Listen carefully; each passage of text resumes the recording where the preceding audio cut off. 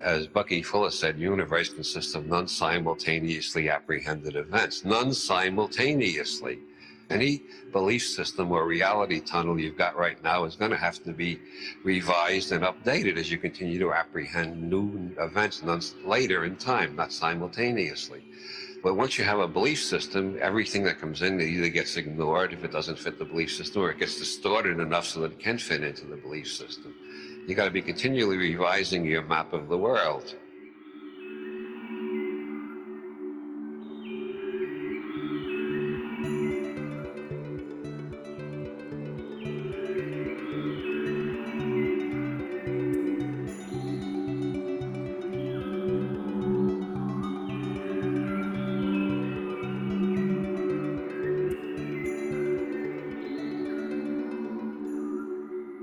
Hello and welcome to the Hilaritas podcast, brought to you by Hilaritas Press. I am your host, Mike Gathers.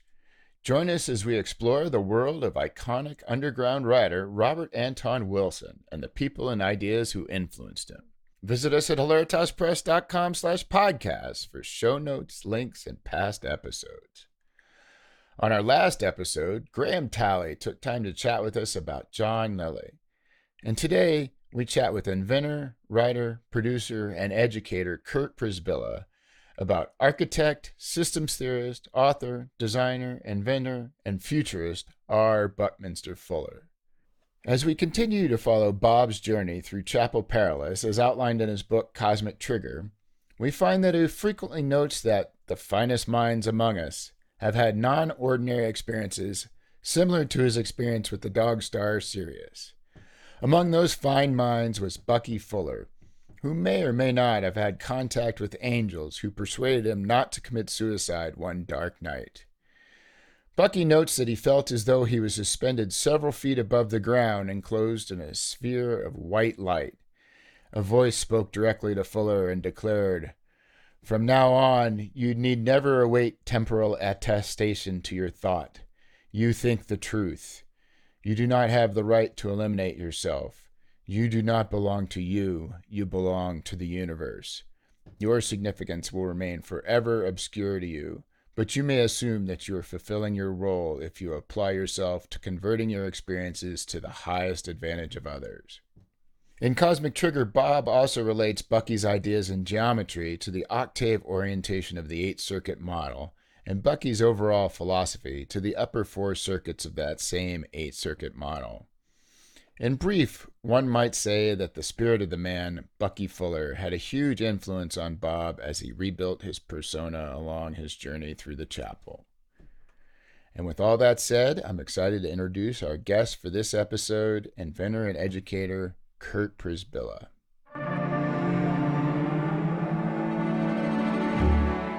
Yeah, all right. Kurt Przybilla, welcome to the Hilaritas podcast. Thank you. Where you're dialing in from? I'm dialing in from Troy, New York, which is right up the Hudson River from Manhattan, about 160 miles just north of Albany on the other side of the river. It was the heart of the American Industrial Revolution, and it's where the Erie Canal begins, basically, on the other side of the river. And so it's a very interesting place. It's also the home of Rensselaer Polytechnic Institute, RPI, which is soon to celebrate its 200th anniversary. And that's the reason that I'm here in Troy.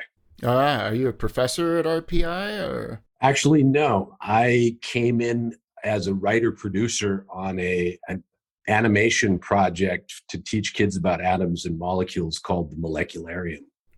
Excellent. So sort of affiliated with the school, but not. Yes, it's actually an NSF-funded project that started up with the Nanotechnology Center there. The idea is to teach kids from a very young age that everything's made of atoms and molecules. Oh, neat. Fantastic.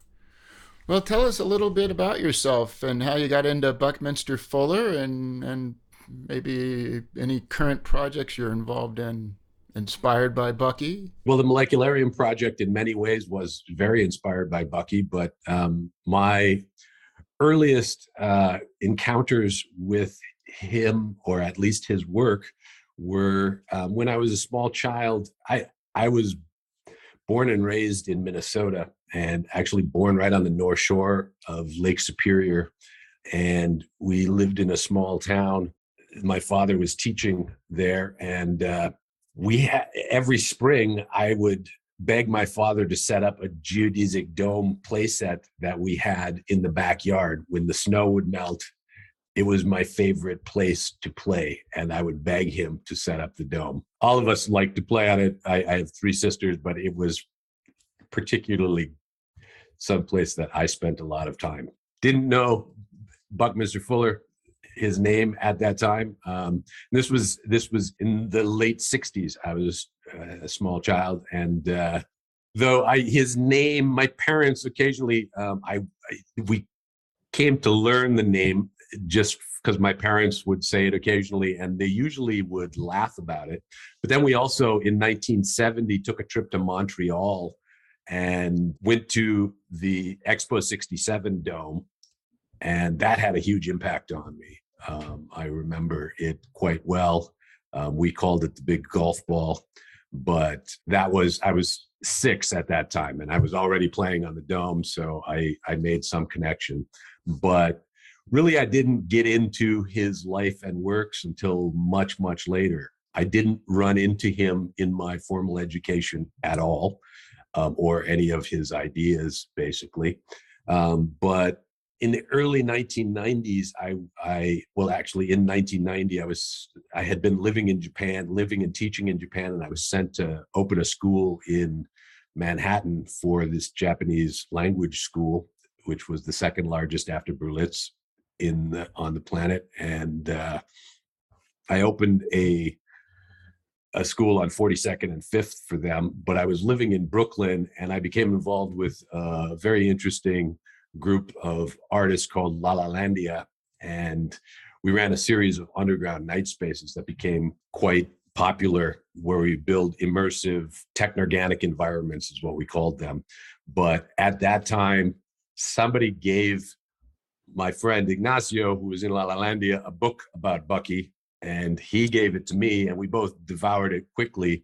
And there was a lot about his ideas. It was Hugh Kenner's book, Bucky, A Personal Guided Tour. And I knew Hugh Kenner because he was a literary critic, basically. And I knew him from, I was a literature major in college, but he became friends with Bucky. And so he wrote this book, and he got into the geometry there and was talking about the different shapes that Fuller spent most of his life exploring. And I was fascinated and immediately started to make models of the shapes that were described, because just reading about them didn't do it for me. And I was profoundly affected by the fact that no one had ever taught me any of it, particularly a tetrahedron.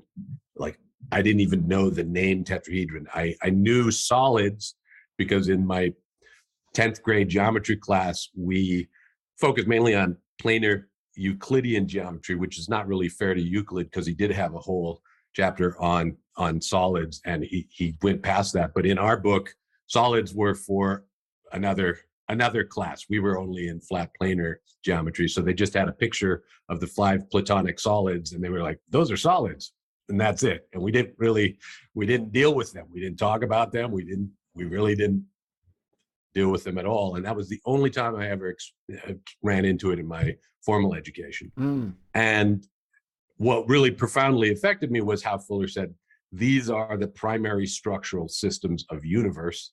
And that was demonstratable physically with the models, how you could show that they're structurally stable. And the bigger thing was that cubes, the way we're trained to think, and squares are not structurally stable.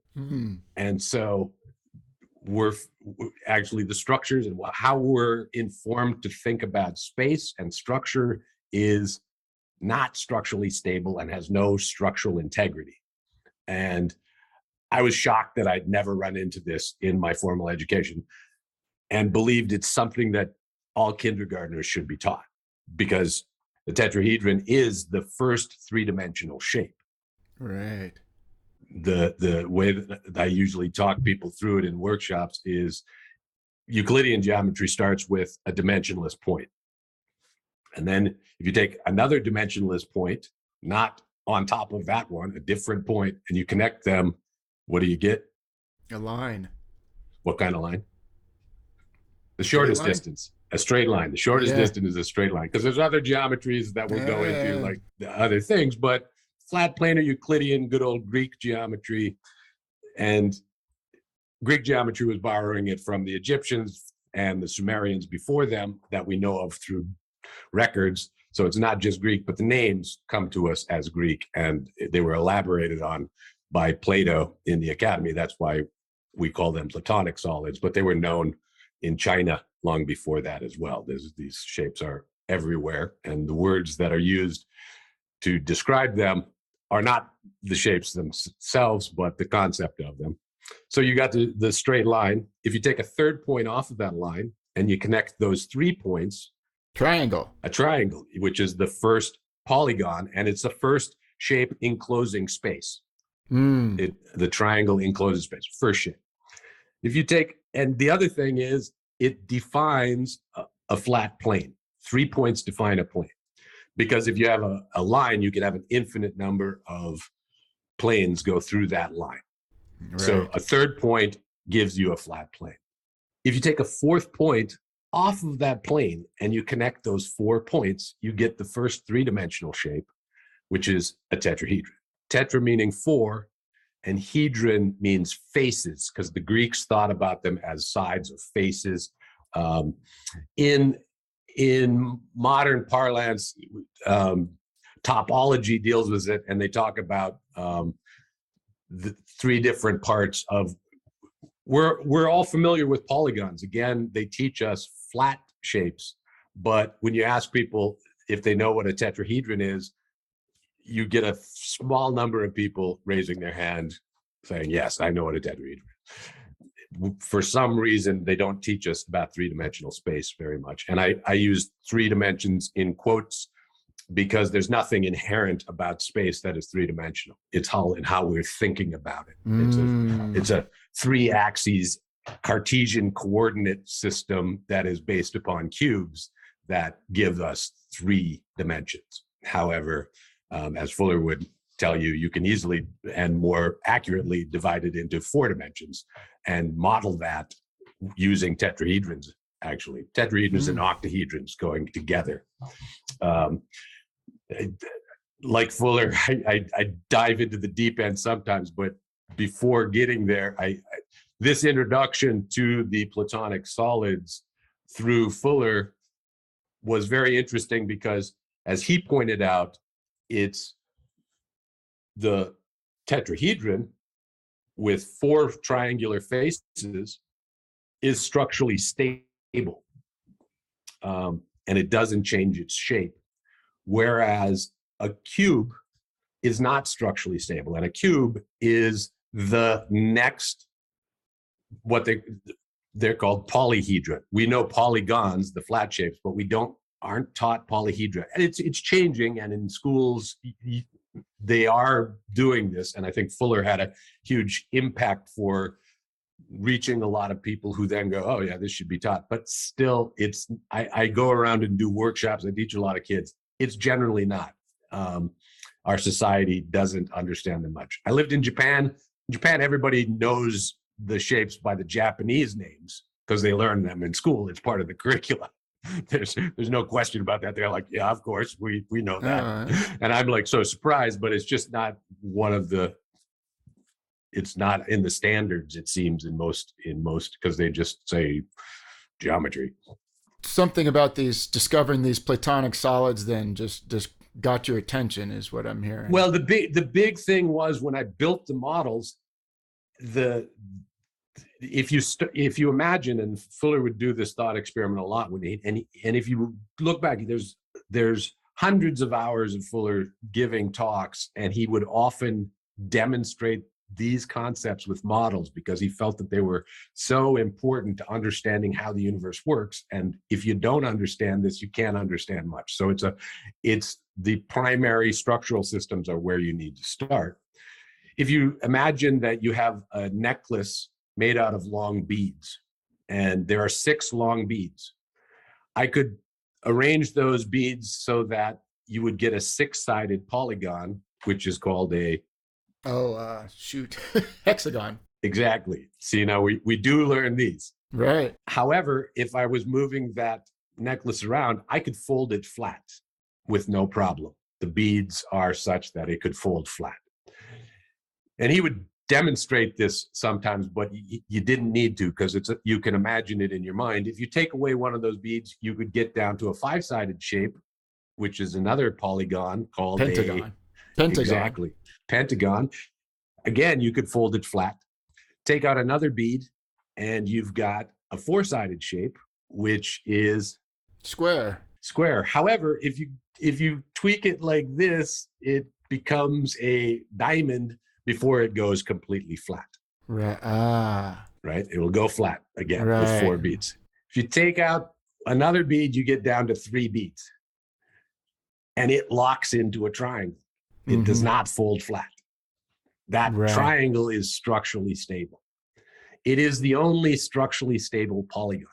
And the reason for it basically is that each corner is a fulcrum that is then stabilized by a brace on the other side. And they're compression members. Tension and compression is going on there, but it's structurally stable. So according to Fuller, all structure is based on triangles. So that concept is demonstratable when you build a tetrahedron. There are 4 triangles. It's very structurally sound. And when I give workshops, what I basically do is have them start by building. I do it different ways, but they build with marshmallows and toothpicks a cube and a tetrahedron. And they discover that the cube will not hold its shape. It will fold flat completely, whereas the tetrahedron holds its shape quite well. And the main reason, because it's all triangles and the cube is not.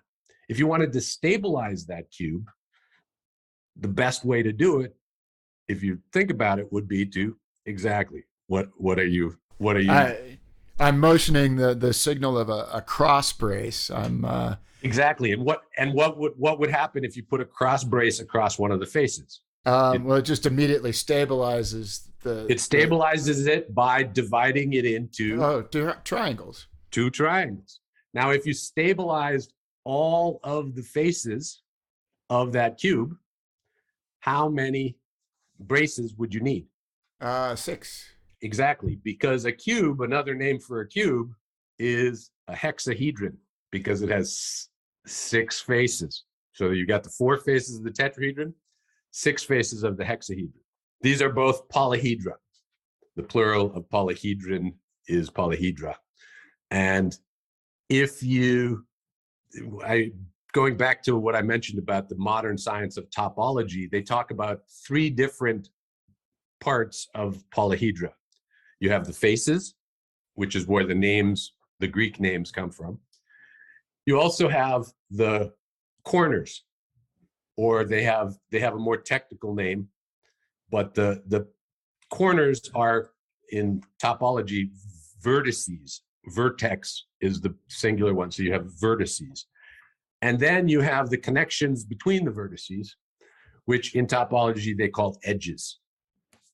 So you've got the edges, you've got the faces, and you've got the vertices. How many edges does a tetrahedron have?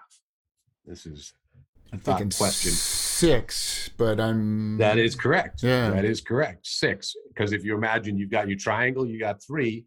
And if you put a point above it and you connect to that, that's 3. So you've got 6. Interestingly enough, if you stabilize that cube, what you're actually doing is putting an internal tetrahedron that stabilizes the cube.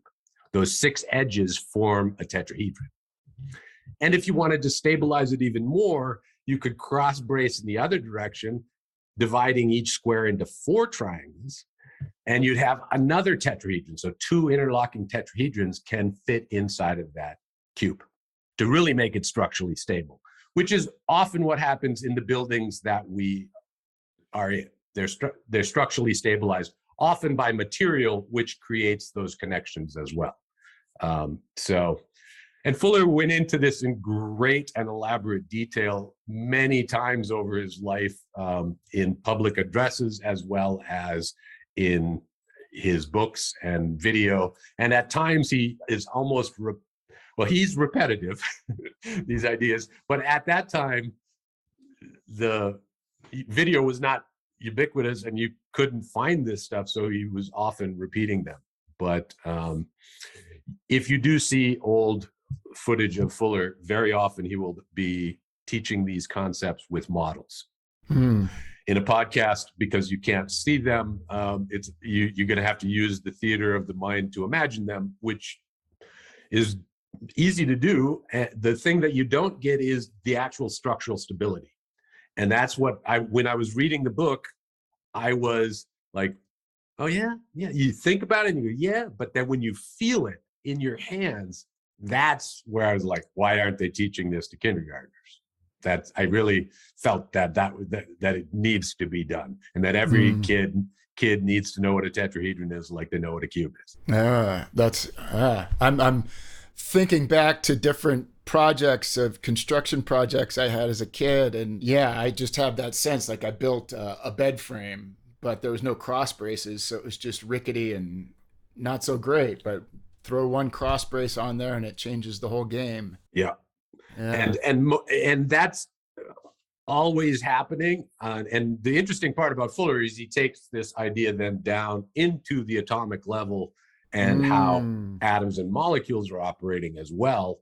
And that profoundly influenced me as well. I actually built all of the Platonic solids first, the 5 Platonic solids. So let's see how many you know.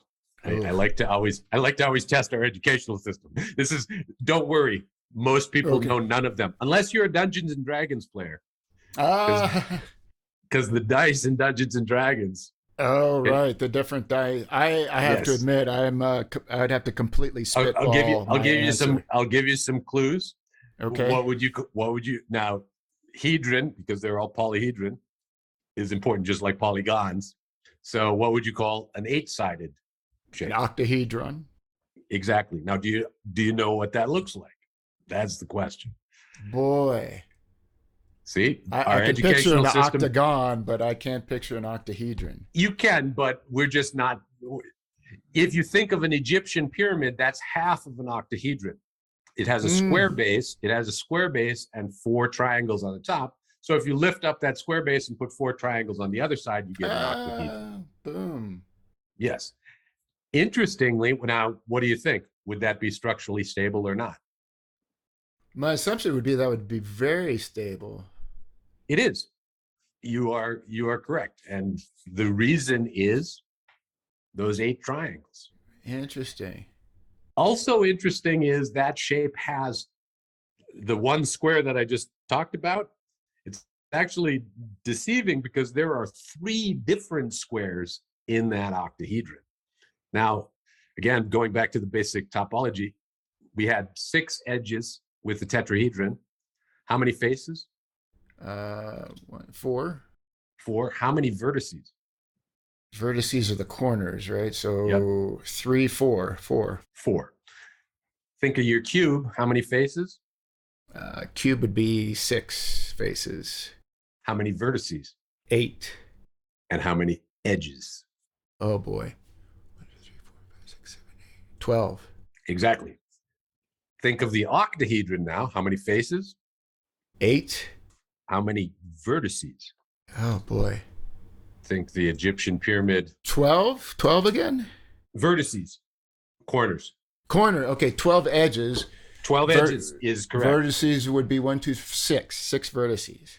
Exactly. So interestingly, with the cube and the octahedron, they have the same number, but it's flipped. And in geometry, they are considered duals.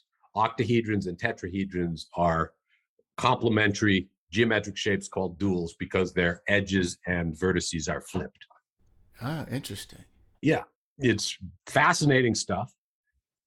Little kids can understand this, but we're not taught it. So yeah, I was like, wow, this is a huge gap in. I wish I would have known this. And I dove in very deep right away. The next shape in Dungeons and Dragons is actually the 12-sided shape. So dodecahedron, perhaps? Exactly, the dodecahedron. And the dodecahedron, usually the most common dodecahedron that we think of, and in the Platonic solids, is a pentagonal dodecahedron, where all the faces are pentagons. Wow. Yeah. So it's actually that shape. What do you think? Is structurally stable or not? Well, I'm going to guess yes, because we're on the triangles and we're building on that. Well, but I those can't faces, really visualize those faces. Well, it's actually if you it is tricky to visualize the dodecahedron. And it's even tougher to build than visualize it. But a dodecahedron has 12 pentagonal faces. And because they're pentagons, they're actually not structurally stable. So if you build that out of marshmallows and toothpicks, it's going to fold flat like the cube. Okay. Because those faces are pentagons and they're not structurally stable and they don't stabilize on their own. So it's not structurally stable. Gotcha. Yeah, I'm Googling it right now. So I'm looking at it. Hopefully the listeners will just Google Platonic solids too, so that they can be looking and go, oh, okay, I get it.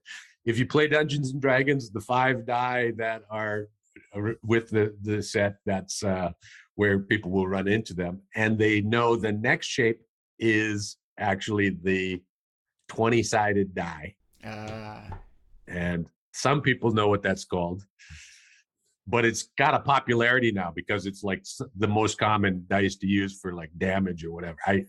I started playing D&D a long time ago, but like D&D players know these shapes. It's called an icosahedron. Icosa means 20. Gotcha. What shape are those faces? Do you know that die? I'm Googling as quick as I can.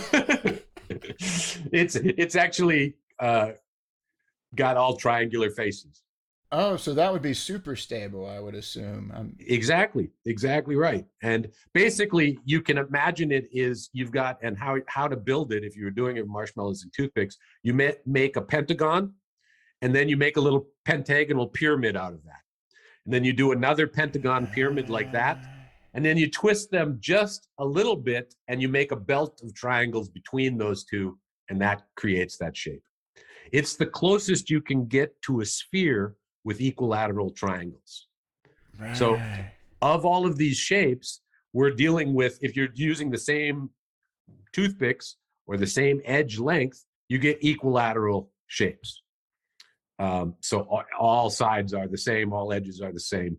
They're very nice. And that shape, the icosahedron, is the closest you can get to a sphere with equilateral triangles. Mm. Interestingly, most geodesic domes are based on that shape, the icosahedron, and what Fuller really investigated and discovered on his own, though it seems that there were some geodesic structures built prior to Fuller, but he discovered them independently on his own and then continued to develop them over and over and elaborately. So it's not like he was just knocking off something that he saw. But there was a planetarium dome in Germany on the Zeiss lenses. They put a planetarium on there on the rooftop that was designed by a German architect, and it was a geodesic, but it does not seem that Fuller knew of it until long after he had come up with his own independent discovery. And the geometry of his first geodesic domes were different than that dome as well. Mm.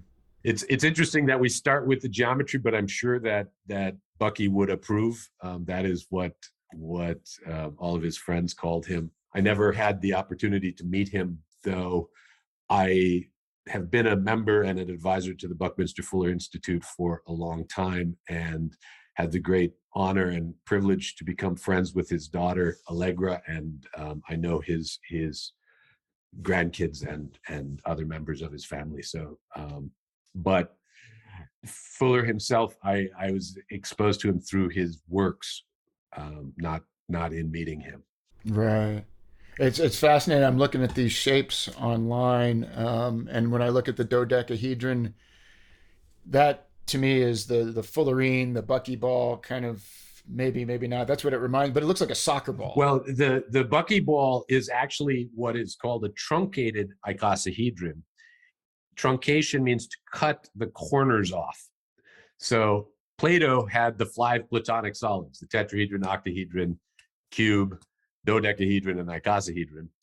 And Archimedes took those 5 and he truncated all of them. And so you get 13 shapes called the called Archimedes solids. And the Buckminster Fullerene is based upon the truncating a icosahedron. So if you cut the corners off of that shape, you would get the soccer ball shape. When I'm usually telling people this, I've got models around. I don't have an icosahedron with me, but I do have tetrahedrons and octahedrons handily around, and you can see that they don't lose their shapes. The icosahedron, if you cut the corners off at the vertices, then you would get 12 pentagons and 20 hexagons. It's a truncated icosahedron. That's what it's called. Gotcha. And it is quite structurally stable on an atomic level in particular. For your listeners, the Buckyballs were named after Buckminster Fuller. He did not discover them. He was dead. It was named in his honor, partly because the scientists that were doing the experiments, well, not partly, because the scientists that were doing the experiments actually figured out the structure by thinking about domes and looking at pictures of domes and recalling being in domes. And they realized that if you just had hexagons, it would be flat. And if you're talking about carbon atoms, if you have a flat grid of hexagon carbon atoms, in layers, you have graphite. That's an allotrope of carbon, pure carbon in hexagonal layers. And there's a weak bond between those layers that actually is one of the reasons that graphite is used in pencil leads, because it is very soft and malleable, but also you can lay down a layer pretty easily. These days, a single layer of graphite is called graphene. The scientists were awarded the Nobel Prize in chemistry in 2010 for being able to get graphene. And the process that they came up with is taking adhesive tape and putting it on graphite, and then taking tape on top of that tape and keeping going down until they got to a single layer. But that single layer is totally flat, like chicken wire. Versus the Buckyball, which is it the soccer doesn't ball. Close back on itself. Exactly. And the scientists, what they were doing was studying. Scientists from England, Harry Kroto, applied for time to go on a laser that was down at Rice University, and he worked with scientists there, Richard Smalley and Robert Curl, to do this experiment. And he was studying carbon clusters in space, and he wanted to blast some graphite with that big laser and see what happens and study the clusters that form. And when they were doing this, they kept getting the reading in the mass spectrometer of a huge spike for C60 and then a smaller spike for C70. And they continued these experiments, and every time they would get the same results. So they're saying, okay, so there's a 60 cluster and there's a 70 cluster. And they called it a camel hump. And they were like, what could it be? And it was through thinking about both of them, Richard Smalley and Harry Kroto, had both visited the Expo 67 Dome in Montreal for Expo 67. And they were like, maybe it has something to do with domes. So they started looking at pictures, and they recalled a star dome that he had as a child. So actually, Smalley went back and made a cardboard model and figured out a truncated icosahedron was the shape, but he didn't know the name, what it was called. He was actually just building model, and he started to use pentagons, and it folded back on itself. Instead of the hexagons, which were flat, the fiveness made it become spherical. And so he came up with that shape, and they actually were celebrated the next morning when like, oh, this is it. And he figured out a bonding pattern, alternating the bond pattern through. And so they cracked it that way. They called up the math department and asked, what shape is this? And he said, well, the technical name is a truncated icosahedron, but what you got there is a soccer ball. It's the 12 pentagons. So now think about back to our icosahedron. Now, it's a little trickier. I'll give you a formula that Bucky always taught, which was by a mathematician, Dutch. His name was Euler. It's spelled Euler, but pronounced Euler. And he came up with a formula for figuring out the parts of a polyhedron. And Bucky was very fond of this formula, which is that if you take the faces plus the vertices, you get the edges. It's equal to edges plus 2. So if you think about the tetrahedron, 4 faces, right? How many vertices? Vertices of the corners, so 4.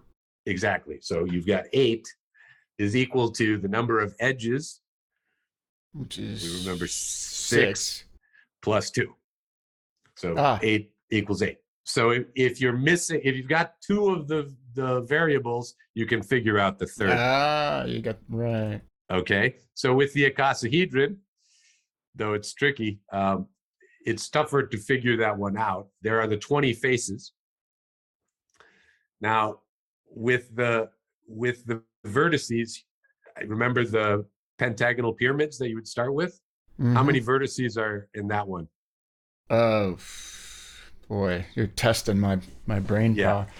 Well, 6, exactly. So the audience is along with you there. You've got the pentagon and one above it. And you form the icosahedron by taking 2 of those and putting them together, but you don't have any more vertices. So the number of vertices for that is 12. Gotcha. The total. So you can figure out the edges by putting 20 plus 12 is 32 is equal to edges plus 2. So if you subtract 30 edges.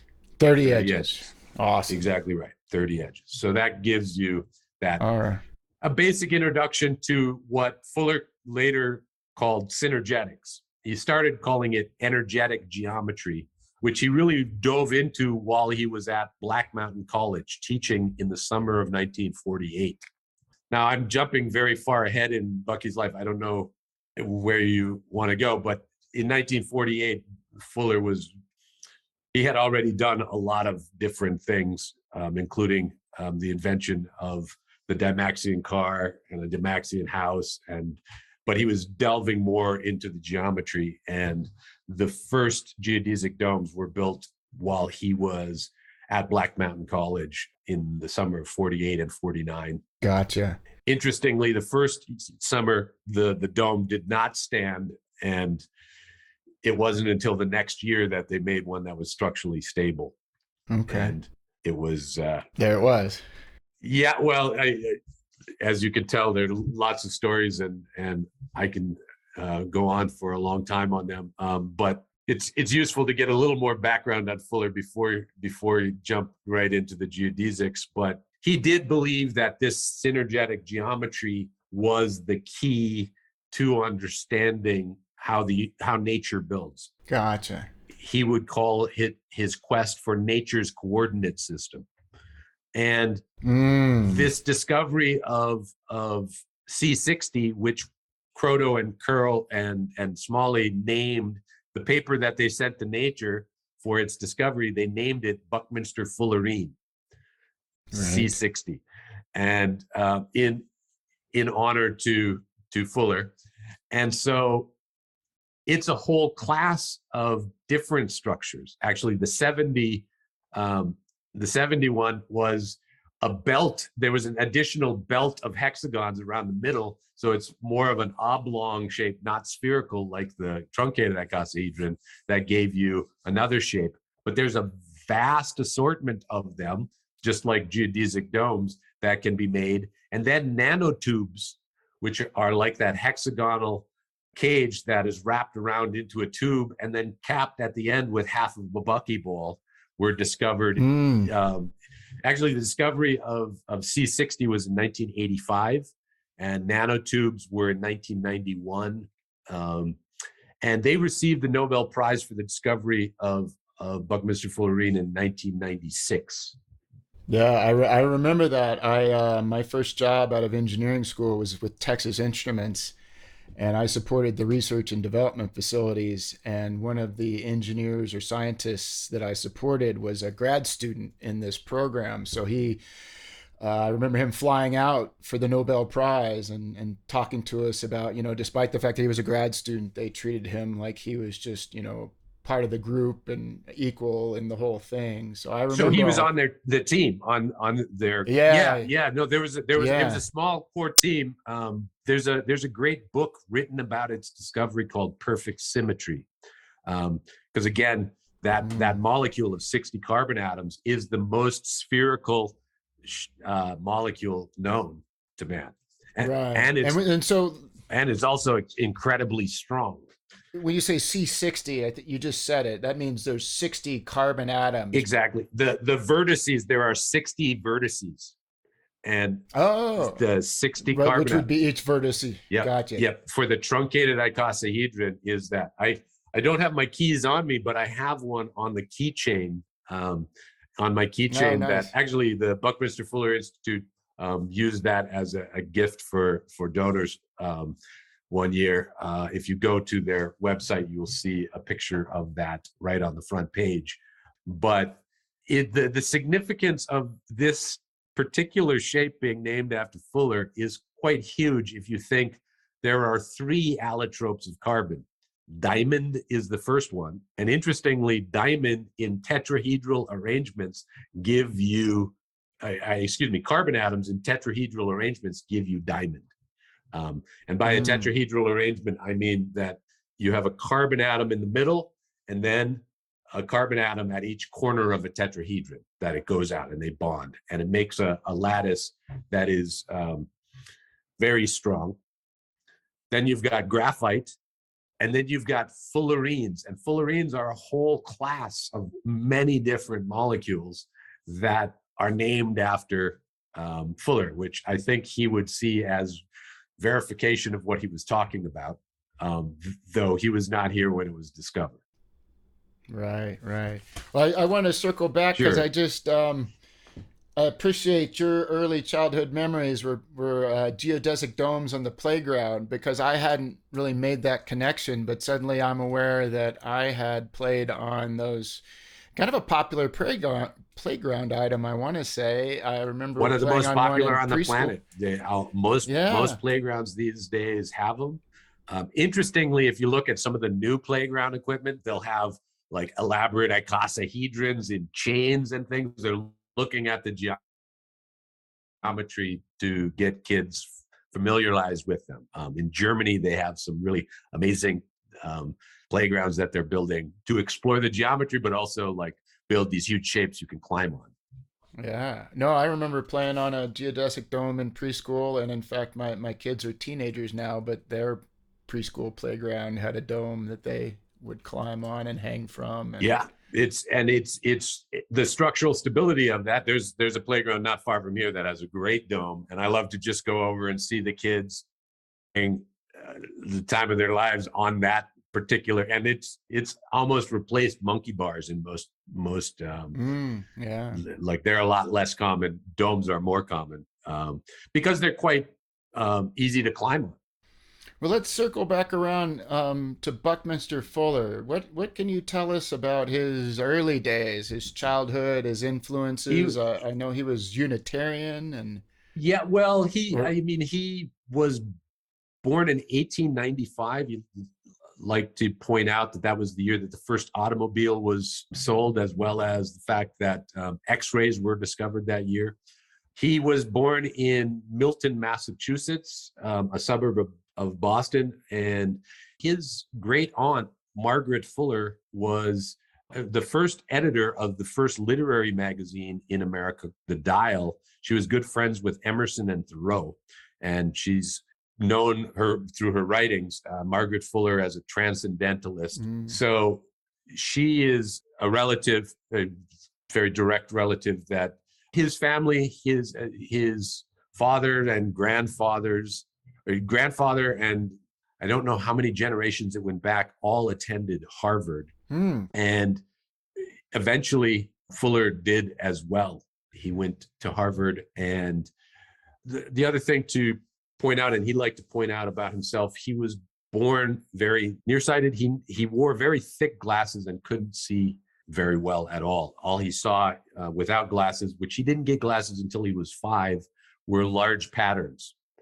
And he often told the story later that when he was in kindergarten, they were given toothpicks and dried peas that had been soaked that were as a building set. They were actually out of Froebel's original gift series, Froebel being the inventor of kindergartens. And this was a building set that was common back at that time. And everybody would make houses out of squares like they had seen and cubes, and they'd have a triangular roof on it, but that's how they would, because that's what they saw. He tells the story of the model that he built caused quite a commotion because it was quite different. And what he had built was what he later got a patent on, called the octet truss, which was tetrahedral and octahedral shapes going together. The tetrahedron and the octahedron go together to fill all space. And so it's a very structurally stable shape. Actually, in architecture, it's now called space framing. And Fuller eventually got a patent on it. But when he was in kindergarten and building this, his teacher showed it around to a lot of people because it was very strong. And that had a big impact on him, he always claimed later in his life. But he went to Harvard, and he was fairly disillusioned with the societal classes that were happening at Harvard and the clubs. And he wound up taking a trip to New York City and blowing his first year's tuition in a single weekend there, and got kicked out of Harvard. And he wound up going up to a textile mill run by his uncle in Quebec, the province of Quebec. And he, in short order, re-engineered most of their processes within the textile mill to be much more efficient, because he was mechanically prone and liked to build things, and was always interested in things. He actually grew up, I should mention, his aunt bought 3 islands off the coast of Maine in 1908, when he was quite young. I think 12 years old, he started going there, and he would spend his summers there. It's called Bear Island, and the Fuller family still have that island. And I was lucky enough to spend a week there one summer with Allegra and a group from Montreal. But that actually influenced him greatly. And he was a natural sailor and sailed a lot, but also would row every day to go get the mail, 2 miles every day, both ways, to get the mail and ice when they needed it on the island. But that had a huge impact on his thinking, sailing in particular. And he often would refer to sailors as some of the first technologists on the planet, utilizing so many different things to sail. So after re-engineering this textile mill and aiding the processes, everybody felt that he deserved a second chance, and he went back to Harvard. And he describes it at times as he fired himself again. And World War I was just starting up, so he joined the Navy, and the Navy recognized his abilities right away and sent him to Annapolis, and he was trained in Annapolis. And he was put on one of the first radio ships to make the first transatlantic transmission on as a radio ship. And he realized at that young age, when he was that age, that things were changing drastically. Actually, when he arrived at Harvard, the first subway opened that year from Cambridge to downtown Boston.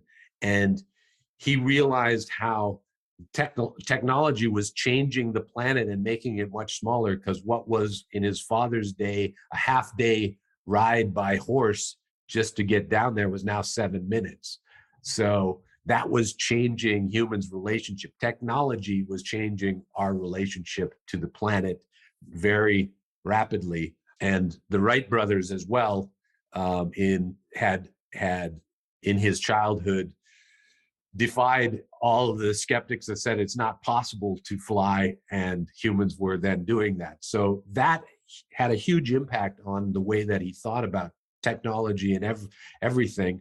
And he committed himself to what he would later describe as a 50-year-long experiment of what he called himself was guinea pig B, that he started to save everything that he wrote on, and he started to compile a huge chronograph, is what they call it in the Navy.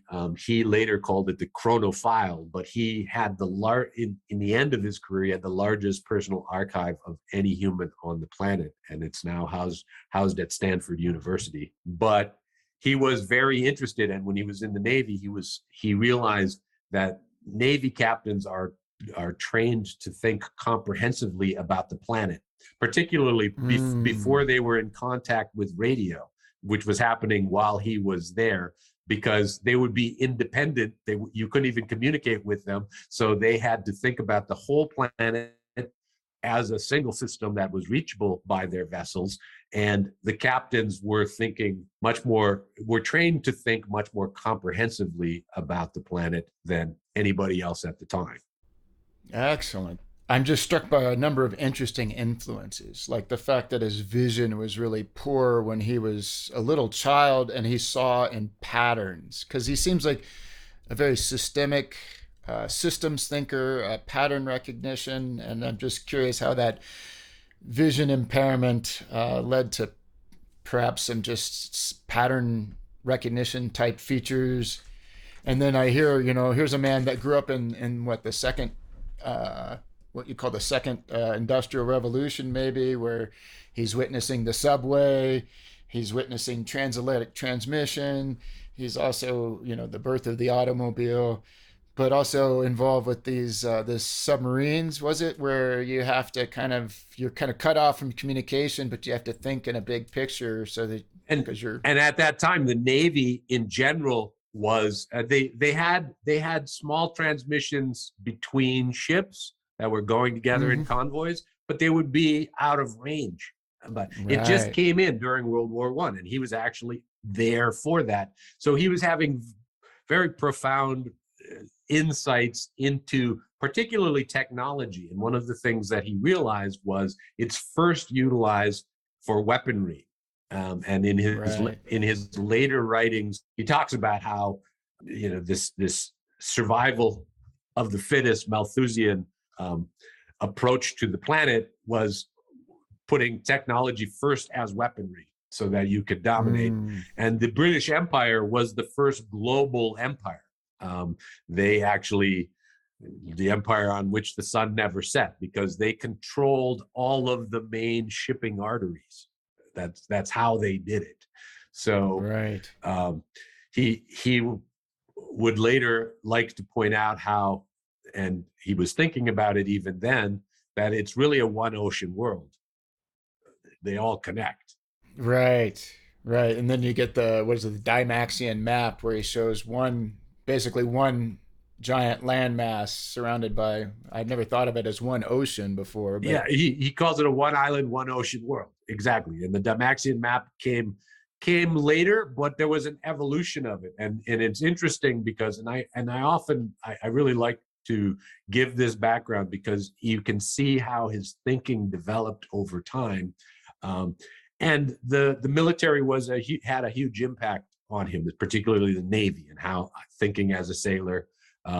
He actually wound up patrolling off the coast of America in his own vessel first, but he was they understood his talent. But after he got married at that time as well, and then afterwards he wound up having a series of jobs in a number of different things, but eventually his father-in-law, Ann Hewitt's father, was an architect who came up with a building system, and his Bucky was sent to Chicago with Ann to actually run the company that was set up to put it this building system. And they built a large number of houses. It was a building block system that had kind of, you think like rebar going through to stabilize these walls. And they built quite a large number of structures, but in the end, it was not, the business was not quite successful under his direction. And he felt that he became quite disgraced. People that had invested had lost money and lost confidence in him. And he felt terrible. And another tragedy struck his daughter. He had a daughter.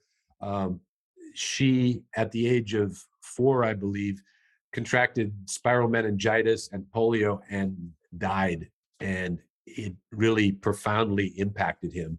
And he felt like he was not a success. And he felt that he actually told the story much later, numerous times, but he went to the shore of Lake Michigan and was contemplating suicide, thinking about just that he should swim out as far as he could go and just be done with it. At this point, he did have another daughter, but he had taken the loss of his first daughter very hard, and now this business not doing well had a huge psychological impact on him. But he realized at that moment, and in various different tellings, he heard a voice saying, "You belong to the universe. You don't have the right to this. And through that experience, a friend describes it as an ego disillusionment experience, where he committed himself to trying to discover what a single human with no, like a poor married with child human could actually do that no corporation or religion or government could do. And as he tells it, he was then silent for the next year. He wanted to reorient his thinking. Now, I asked his daughter, Allegra, about that, and she said, well, he didn't talk much. I had a difficult time imagining that his wife would put up with him not saying anything. And he could be prone to exaggeration, I think. But he was basically secluded and working on what he said he wanted to do his own thinking. And this is really where the guinea pig bee kicked in, where he resolved that this was now what his life was, to do what he could do for humanity, for others. And he set out on that mission. Well, let me just, I wanted to jump in here, and it sounds like there was multiple tellings of this story, but it's pretty important to our version of the tale. And there's a quote, I think I pulled this off Wikipedia, that the voice declared, I'm going to just read the quote. "From now on, you never need await temporal attestation to your thought.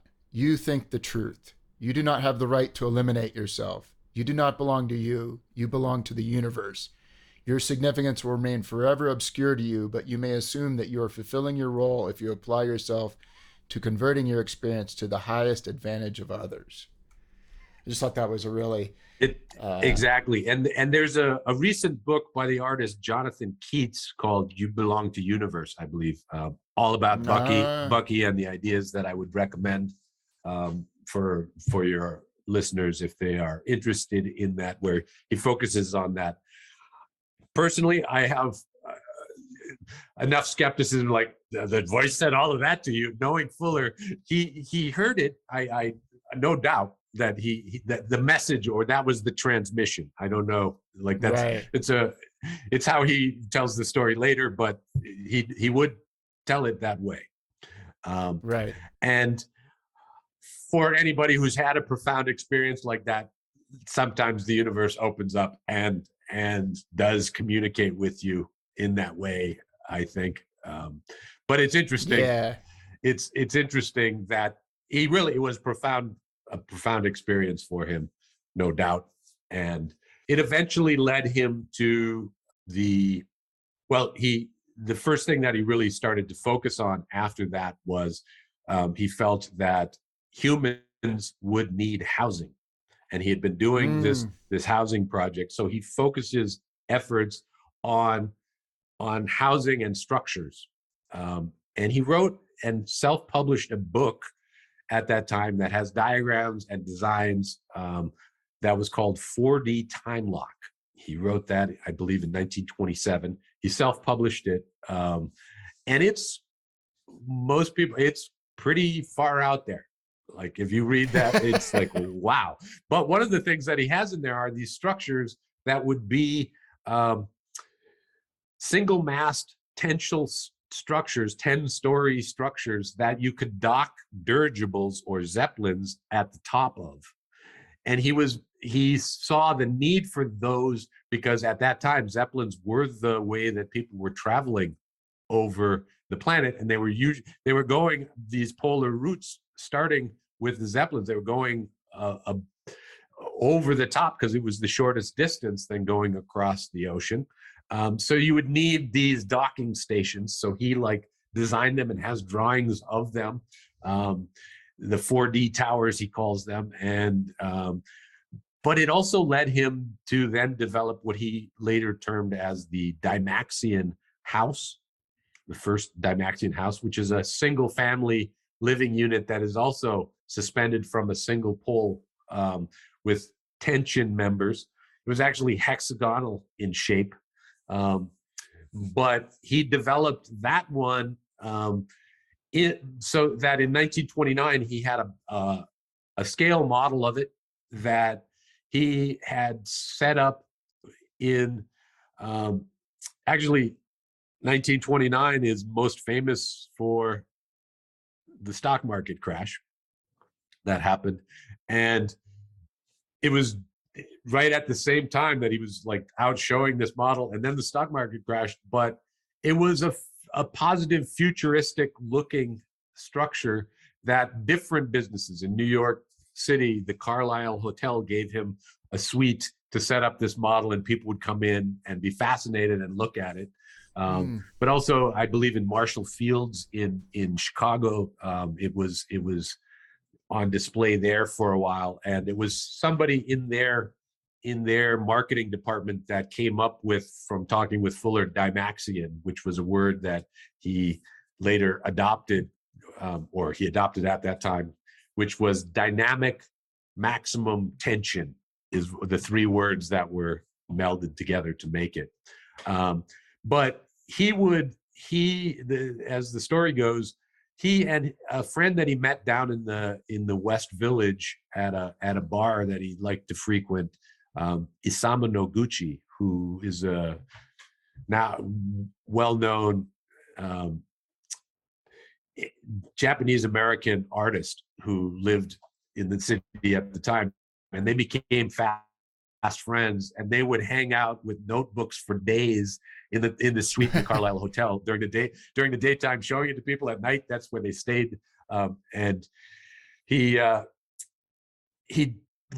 showed it to the New York Architectural Society, basically in the end, and it was very unique structure. It was trying to take airline technology and aviation technology and apply it to building, made out of metal and tension cables, just like the airplanes at the time, and suspended from this single mast in the middle. But it had room for parking underneath. There was a deck at the top, so you could look out, an observation deck. He developed all sorts of ideas for how to make these rooms very livable, and he showed this model. The architects of the time did not like the idea of a mass-produced housing system because it would replace their jobs. They felt that it was quite cold, and they kind of wrote him off as a futuristic sci-fi crank that was coming up with this idea. it never went past the model stage. Shortly after that, he took over a magazine. I think it was called T Square, and he renamed it Shelter.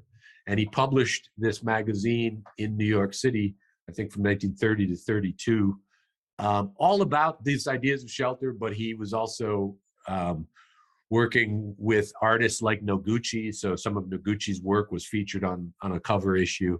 And he was exploring ideas in words and in structures and in models, and also thinking comprehensively about the planet, that experience in the Navy, how he saw technology as uniting the planet. And he focused his energies towards transportation. Everybody hears about like the flying car guys. Fuller was probably one of the first flying car guys. He developed what he initially called the Omni transport, but it was a car. It became the Dymaxion car. Actually, when his mother passed away around that time, and he got a small inheritance, and he put it all into developing an idea that he had for a three-wheeled vehicle that steered from the back, like a boat or an airplane does, instead of front wheels. So the single wheel in the back was how you would steer it. Again, taking the cue from not only airplanes and boats, but fish and birds. In an example of biomimicry, how they turn, which they can do much sharper, is from the back. So he came up with a base. He designed a car that looks a lot like an airplane because he was concerned about aerodynamics, for two reasons. One is that you could do more with less, and that is a design strategy that he started to develop even back then, getting more for the resources invested in anything. And so the Model Ts that were driving around on the road at that time had no aerodynamics. There were boxes on wheels. And he saw the need for aerodynamics in both boats and airplanes. So it looks like an airplane fuselage, a lot like one. It actually doesn't have a rear window in it, but it does have a rear view mirror periscope that actually you could see out the back because it was shooting over the top of the vehicle. But it could fit 11 people. They took a off-the-shelf Ford motor. It could go over 100 miles an hour, they say. And he built it with he hired a famous yacht designer, Burgess Sterling, to work with him. And they built it in a boatyard in Connecticut. They built prototypes. They wound up building 3 prototypes in the end. And Fuller became quite well known because he would be driving it in Manhattan. And when it would go down the street, it would draw out such a crowd that eventually he was forbidden from going below Canal Street because it would tie up traffic too bad below that. About what year was this? That was in 1933. Oh, wow. Okay. Yeah. So this is early. This futuristic space car running around New York. When you see the footage of it, it's great because actually the turning radius of it could go inside of a Model T. They show that, but they also had police officers directing traffic in the middle of intersections, and he would go and do a 360-degree turn around those police officers because of the turning radius being so tight, and then continue on. And they have good footage of this. So he became quite well known. H.G. Wells wanted to ride in the car. They have footage of Amelia Earhart, who also rode in it. He became, it was a novelty again, like his house. This future, like the newsreels would run it as like the cars of the future, but the car shows wouldn't have that car in it. So I believe it was in Chicago that there was a big car show that he decided to bring the car and give rides out front in it. And he allowed a race car driver who was at the show to take it for a spin. And unfortunately, it wound up in an accident where there was a fatality. And that caused even though later the police reports showed that it was not a fault of the car or the design, it was actually the other driver. But fatalities were fairly rare at that time, but also gathered a lot of attention. And all of the backers that he had for the project backed out. And so it never was commercialized. He was well on the way. There were 3 prototypes made, and a couple of them still exist, but the Dymaxion car never went into production. And it was a pretty big blow to him when what he was working on didn't come to fruition. He did envision it to be able to be something that you could actually go into the water with eventually, and also put wings on and fly. It was designed to be that way. The original concept was for omni-transport, but none of it came to fruition in the end. And he wound up going back and getting some jobs. He, again, like his efforts didn't pay off, and people were like, "You've got a wife and kids. You've got to do something." So he wound up actually. He first worked for Dodge Phelps, a copper mining company. He became a research scientist. They recognized his abilities and they hired him. They wanted him on their team because of all that he was, the experience that he had, and certainly the car had, and the house were both metal. So he continued to design while he worked for them. He came up with what he called the Dymaxion bathroom, which was a metal formed multiple piece bathroom that would use much less water. Again, this idea of doing more with less. He redesigned the shower to be more of a mist gun that would clean you better than a shower and use much less water. Also, he saw the need for being able to collect the waste because you could then utilize that waste. Again, he saw that waste was actually just resources misunderstood that could be utilized. And biomass is a fine example of how that could happen. But he also then took a job at Fortune magazine. He became the science and technology editor at Fortune magazine. And in 1940, they published a big 10th anniversary issue. And in it, he mapped out, actually, I jumped ahead because he published a book in 1938 called 9 Chains to the Moon. Wow. And 9 Chains to the Moon, very interesting book. The 9 chains would be if you took all of the humans on the planet and lined them up end to end, it would make 9 chains to the moon and back, is by his calculations. And very interesting book. The hardbound version, which I have a copy of, they're getting pricey, but I got it long before the interest in Fuller was as big as it is. It's got a copper cover to it. It's copper colored. When he was working at Dodge Phelps, I guess they helped him with that. I think there were only 5,000 of the hardcover issued, but he had a map of the world in the front that shows what you were mentioning before, the way that the landmass on the planet is laid out is actually one continuous one. And you can, if you wanted to start at it, it's hard to describe that, but he later developed it into the Dymaxion map. But if you imagine North America in the middle, if you go up from Canada and it goes, there's the pole, but then on the other side, there is all of the Eurasian landmass that goes that way, and it goes all the way to Australia, and then North America goes down to South America, down to Antarctica. So you've got this long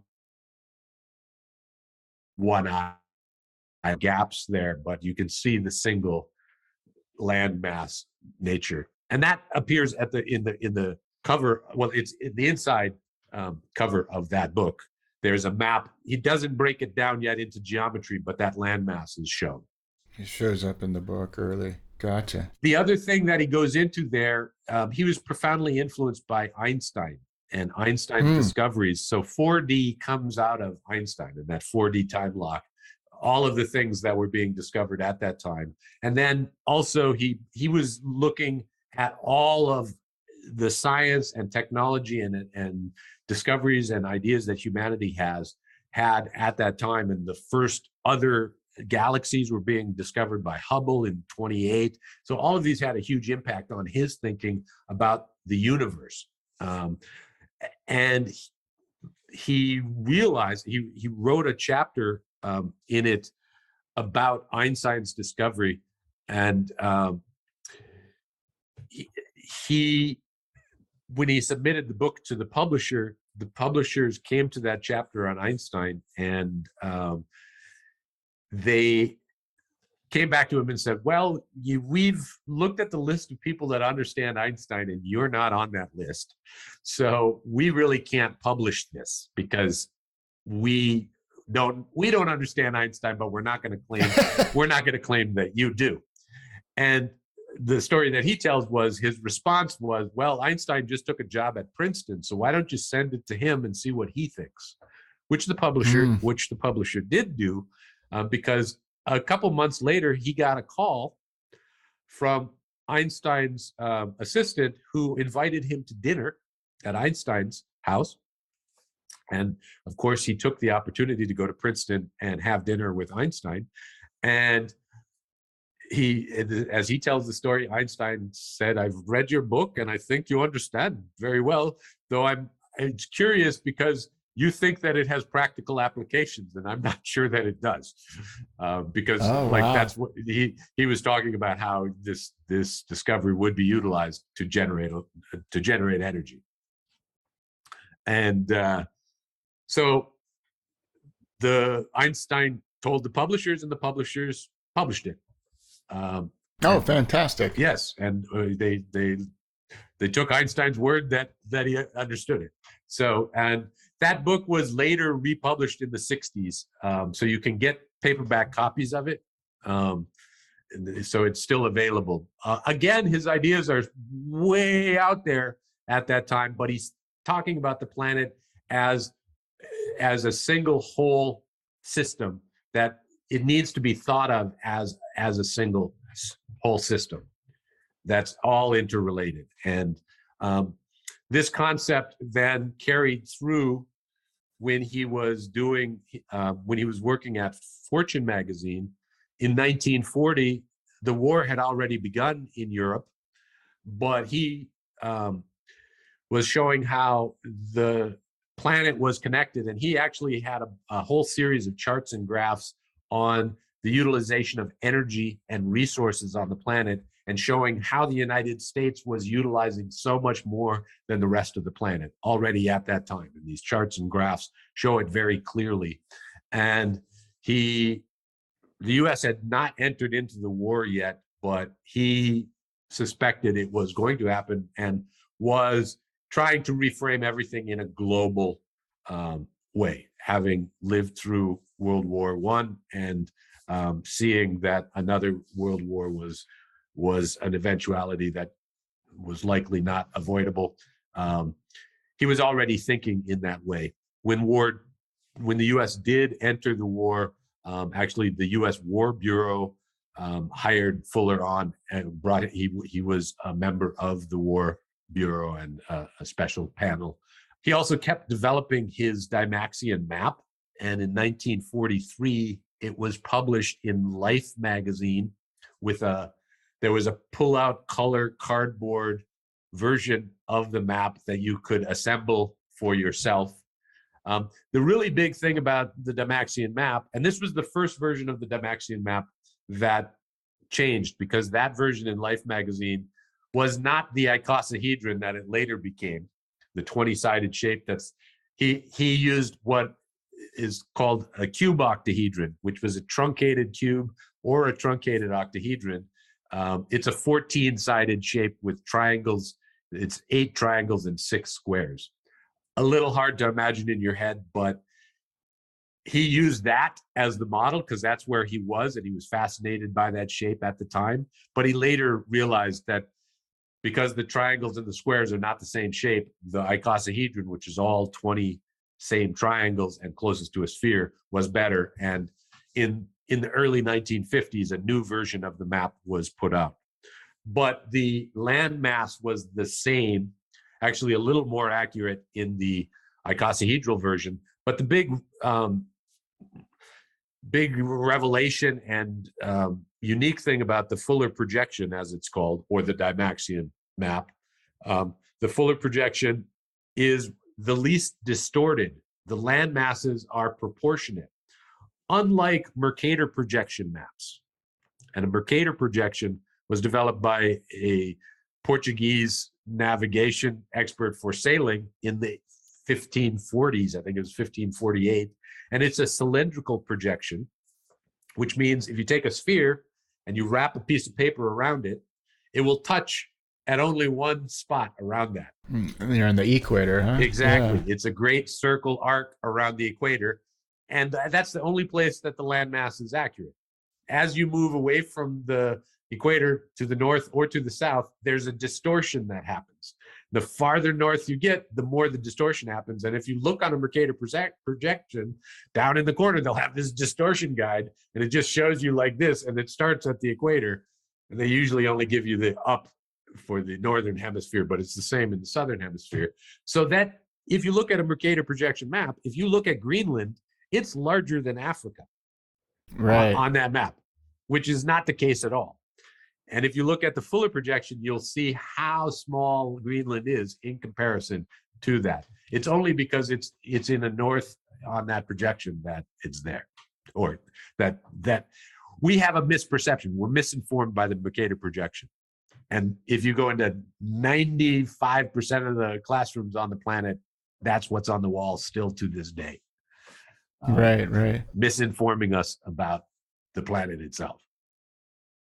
It's interesting. I saw that put the island of Japan along the East Coast, and the island of Japan is actually about the same size as the East Coast. But I've known about Greenland and that distortion. That's the one that's commonly pointed out. But just how distorted our perception of the world can be, just based on that map. For sure. And interestingly, if you go around the world, like I lived in Japan for 4 years, and the Japanese put Japan right in the center of the map, but again, they're using a Mercator projection. Like, so how they center it. And if you'll find, you go around the world, countries will choose a map where their country is in the middle. Like, I think almost all countries make that map, but they still use the Mercator projection, which is misinforming them about landmass. It's misinforming about so many things. It's quite useful for navigation on ships, but that's about it. After World War II was over, he had a second run at the Dymaxion house because in Wichita, Kansas, there was an aircraft manufacturer that had been very busy during the war, making tons of airplanes that were being utilized in the war effort. And suddenly they had nothing to make. And so they were like, we could do your house. So he redesigned the Dymaxion house, and they started to prototype it. And they got one made, and it was a new, different design, but again, it was a single mast. And that model, or that prototype, is in Dearborn, Michigan, at the Ford Museum there. Right. And you can go see it. It's a round house, not hexagonal, but he had like a spinning air catch, a wind catcher that would be used for circulating the air within it, all sorts of things. But just after the war, they never got the prototype into production, and suddenly aircraft were in demand again, and Beach were like, we're sorry,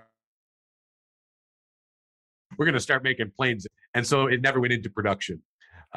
But the story that Allegra, his daughter, says is the day that he came back from working out in Kansas, she saw him, and he stayed up late at night at the table. And the next morning, he was extremely happy. And she says that it was the night that he came up with his first concept of domes. He was thinking about domes, and she pinpoints that time as where he first really was like, this is what I need to focus on. And he wound up teaching at a number of different places, including, as I mentioned, Black Mountain College, which was down outside of Asheville, North Carolina, started by Joseph Elbers and his, well, run by Joseph Elbers and his wife, out of the Bauhaus movement from Germany. In the 30s, they came and established this school. And in 48, when Fuller was there in the summer session, John Cage was there.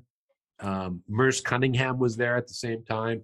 The Rauschenbergs were there. There were a lot of, it was a very creative place. And he arrived there with his models that he was working on. He was into the geometry at that time. And one of the things that he was building models out of were Venetian blind materials. And he made a dome out of these Venetian blind materials and had attached it together with brads. If you remember what brads were, where you put it through the hole and flip them out. And he built this model, and there are really great photographs of this.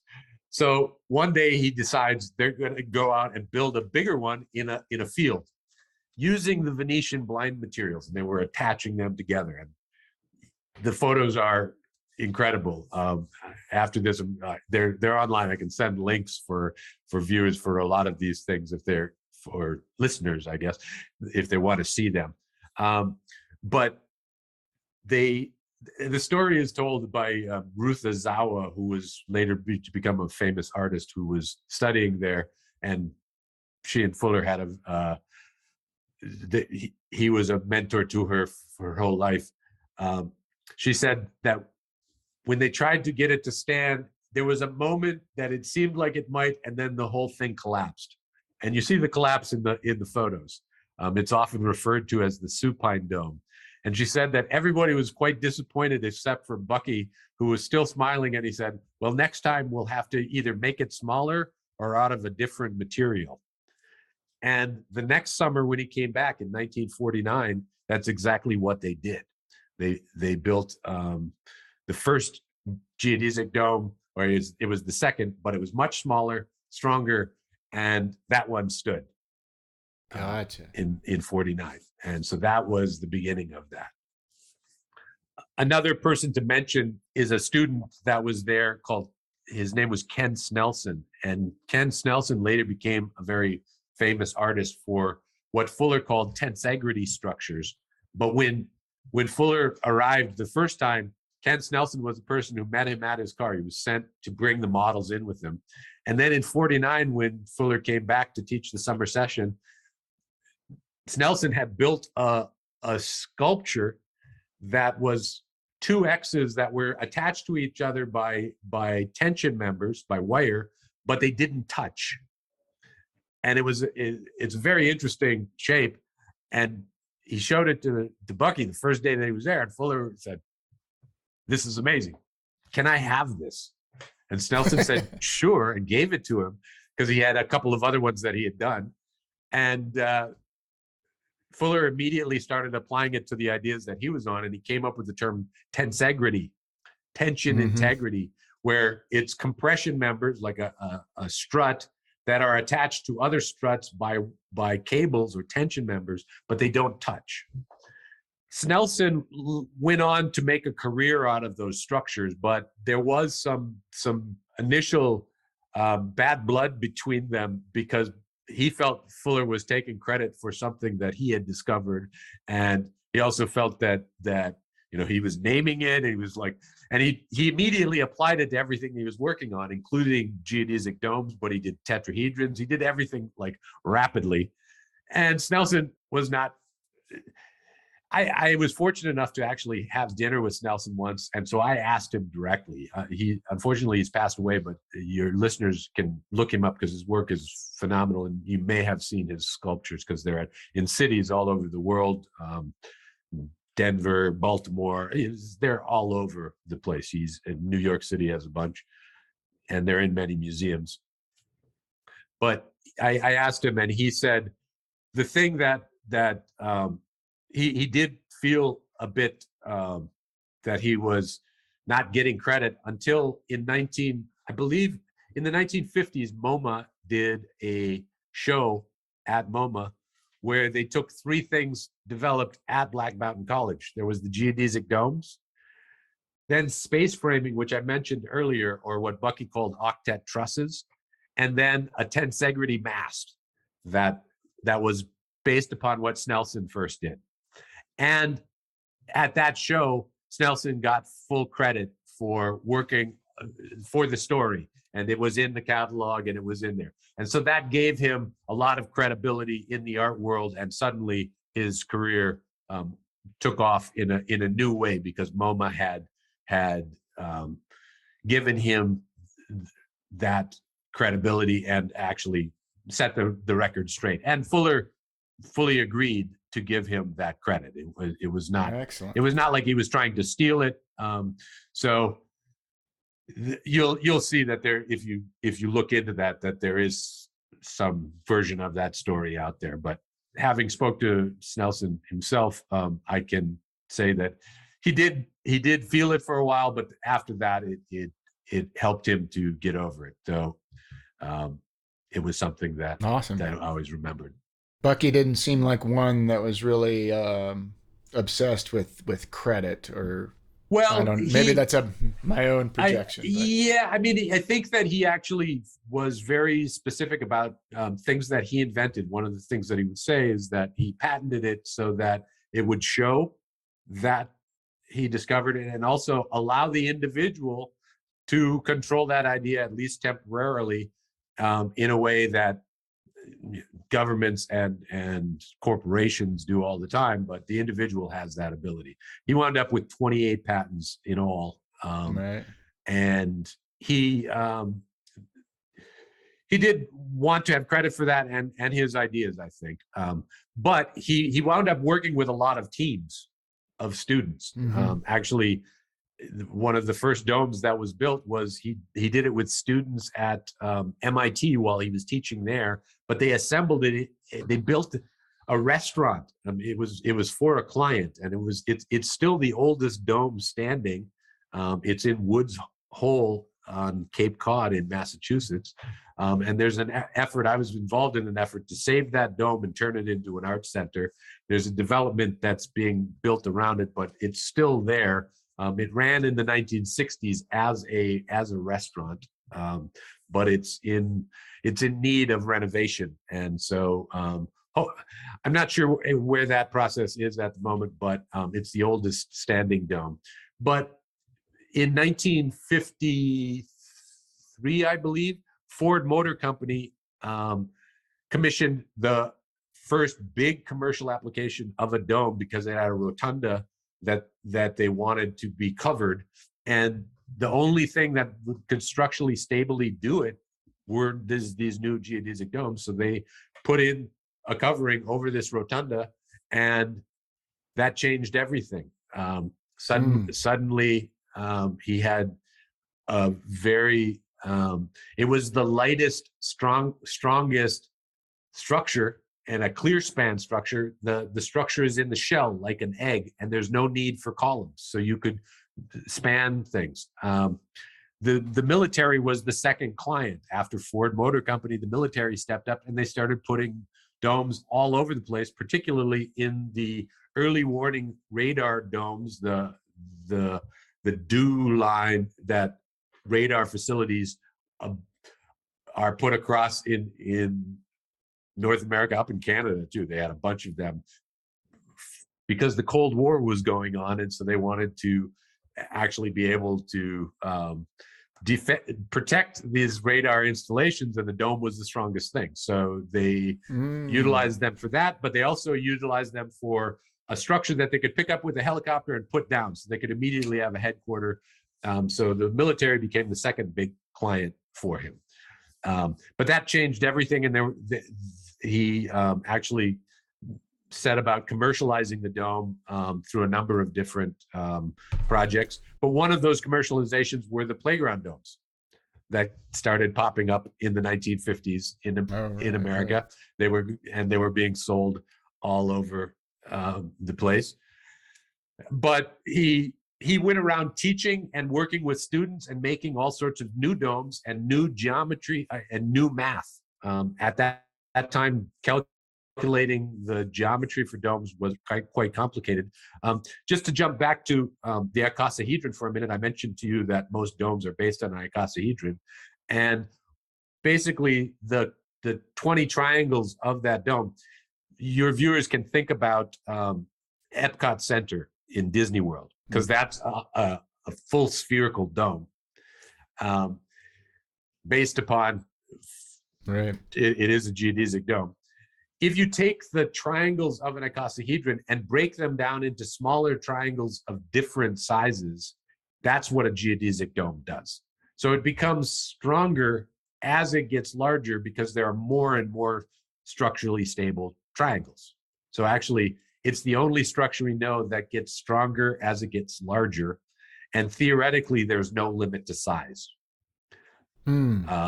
So Fuller was a provocateur and he actually proposed doming a big chunk of Manhattan in order to save on energy. All of these separate buildings with their own heating systems to him was a complete waste. And they were essentially like a heat sink, losing all that heat. Whereas if you put a big dome that would be so far up, you would not be able to see it, but it would actually be able to warm that whole area just from the sun. You would not need any, it would be somewhat tropical. And there are a lot of large scale domes like that that are built now. The Eden project in England was one of the millennial projects that has a lot of different geodesic domes connected together where you get a feeling for that idea. But his fortunes definitely shifted, and he, by the 1960s, took a position at Southern Illinois University in Carbondale, Illinois, which is where he was for the 1960s.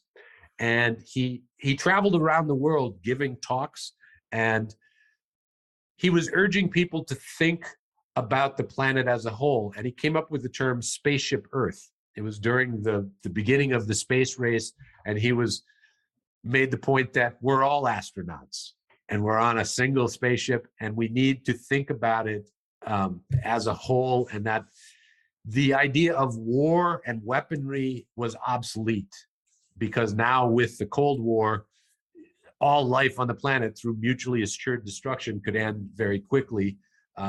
So we needed to think differently and move from weaponry to livingry. And he believed that through technology, humanity, there was an acceleration of technology, and humanity was increasing the living standard of everybody on the planet. And for the first time, by his predictions, in the 1970s, there would be, for the first time, enough for everybody on the planet. Not only that, but the technology was increasing the efficiencies where you could do more and more with less and less, that for the first time in history, people could live at a much higher standard of living than ever before imagined or had by kings and queens of years past. And we were coming to that point in the 1970s. So he started what he urged what he called a design science revolution, and later expanded it to a comprehensive anticipatory design science revolution, where you would use technology to change the planet and everything. He wrote a book later in 1970 called Utopia or Oblivion, but there's a quote from it that I like very much. It is, "Revolution by design and invention is the only revolution tolerable to all men, all societies, and all political systems anywhere. Every nation welcomed the invention of the airplane and refrigeration." And if you think about it, I always say the Wright brothers and Alexander Graham Bell did more to change the planet than all politicians in the history of the planet combined. And that kind of technological revolution is going on to this day, with technology and accelerating at incredible rates right now, changing the planet in more profound ways than we will fully understand in our time. I tried to imagine it, but it's radical. I agree 100%. Actually, this is kind of a pet project I've been working on, but this idea of revolution by design and innovation is, boy, I think we're at a big cusp.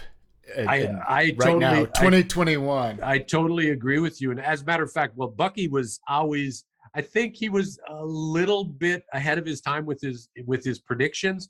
But in the 1960s at SIU, Southern Illinois University, he started what he called the design science decade. And he challenged, in 1960, at the International Union of Architects meeting, he challenged them to focus on making the world work for 100% of humanity, designs that would help everybody, instead of, at his calculations, the 40% that it was helping at that time.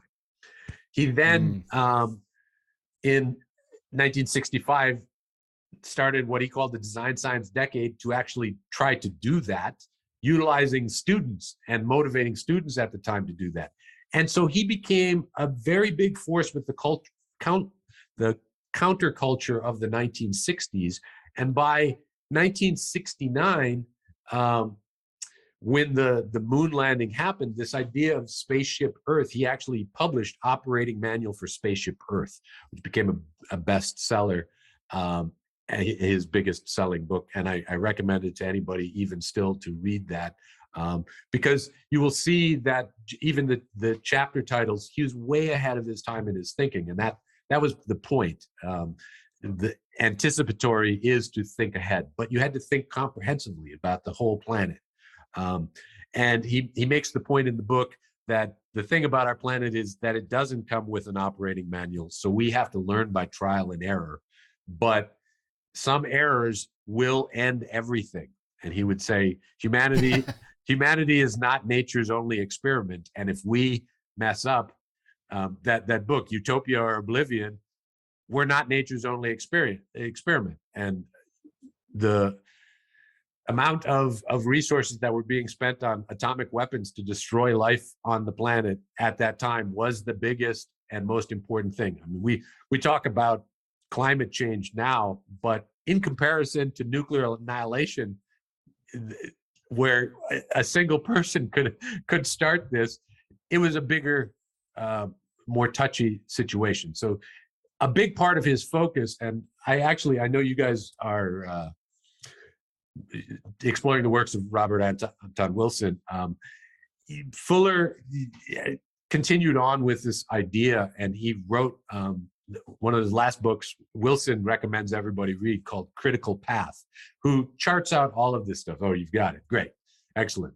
And it's in the back, he has a history of it's the chronological inventory of prominent scientific, technological, economical, and political world events during his lifetime. And before that, he then has the chronology of scientific discovery and artifacts for humans. And he lays out his vision of the history of the planet and the future in it. And interestingly enough, it's one of the last books that were published that he wrote in his lifetime. Interestingly enough, Wilson interviewed Fuller in 1981 for High Times magazine. Yes. I don't know if you've read that interview, but he goes over a lot of this stuff. It's been a while. And he talks about very specifically, and Fuller says, we've got 8 years. 1981, he's like, 8 years or the planet is doomed. And he wasn't talking about climate change. He was very specifically, and Wilson actually asks him about the Russians. He was talking very specifically about the Cold War, I think. Though he does say it in some other books. He doesn't say it in that interview, but he's that threat, that weaponry threat to life on the planet was dominating things, and we had to change that. Interestingly, 8 years, the fall of the Soviet Union was, or not even the fall, it was the actual peaceful transition of from the Cold War in many ways. That I think he was pretty dead on. If the Cold War had gone on much longer, who knows? Right. And that anticipatorily, if we are thinking us versus them, this Malthusian strongest, the survival of the fittest, a Darwinian Malthusian model of humanity, we're misguided. And he goes into that with Wilson in that interview, which is an interesting read, particularly for anybody interested in both. A lot of the same themes are repeated through Fuller again and again. Just another thing, some of the students that he worked with at SIU then did what he called the world game, which he was proposing to solve these problems. And the first world game workshop was done in New York City with a group of students that included a number of people, including Edwin Schlossberg, who was Carolyn Kennedy's husband. He was a student that worked with Fuller at SIU, and they developed this concept of a game. He had proposed it for the Expo 67 Dome in Montreal, to have a big computerized controlled game where all the people that visiting can see how can we solve the problem on the planet. The Johnson administration wasn't interested in that, and they glorified the space project inside of it, but they did take the dome. But Fuller then went on to develop it with the students, what he called the World Peace Game initially, and then it became the World Game, which, taking its inspiration from wargaming that goes on in the military all the time, why don't we, instead of thinking how to destroy other people with armies, think about how to solve problems on the planet? And so the World Game Institute was formed out of that, and there was a whole effort, and they went around doing workshops, and there's a revival of some of these ideas still, but he saw it as using computers to actually come up with solutions to the problems. And he realized that computers doing it would be very invaluable to doing that. And interesting. On that point, climate change that we are concerned about is based upon computer-generated models of what will happen if we don't do this. Exactly what he was talking about. And a lot of the people, sometimes Fuller is referred to as the Leonardo of the 20th century. I think Marshall McLuhan called him that.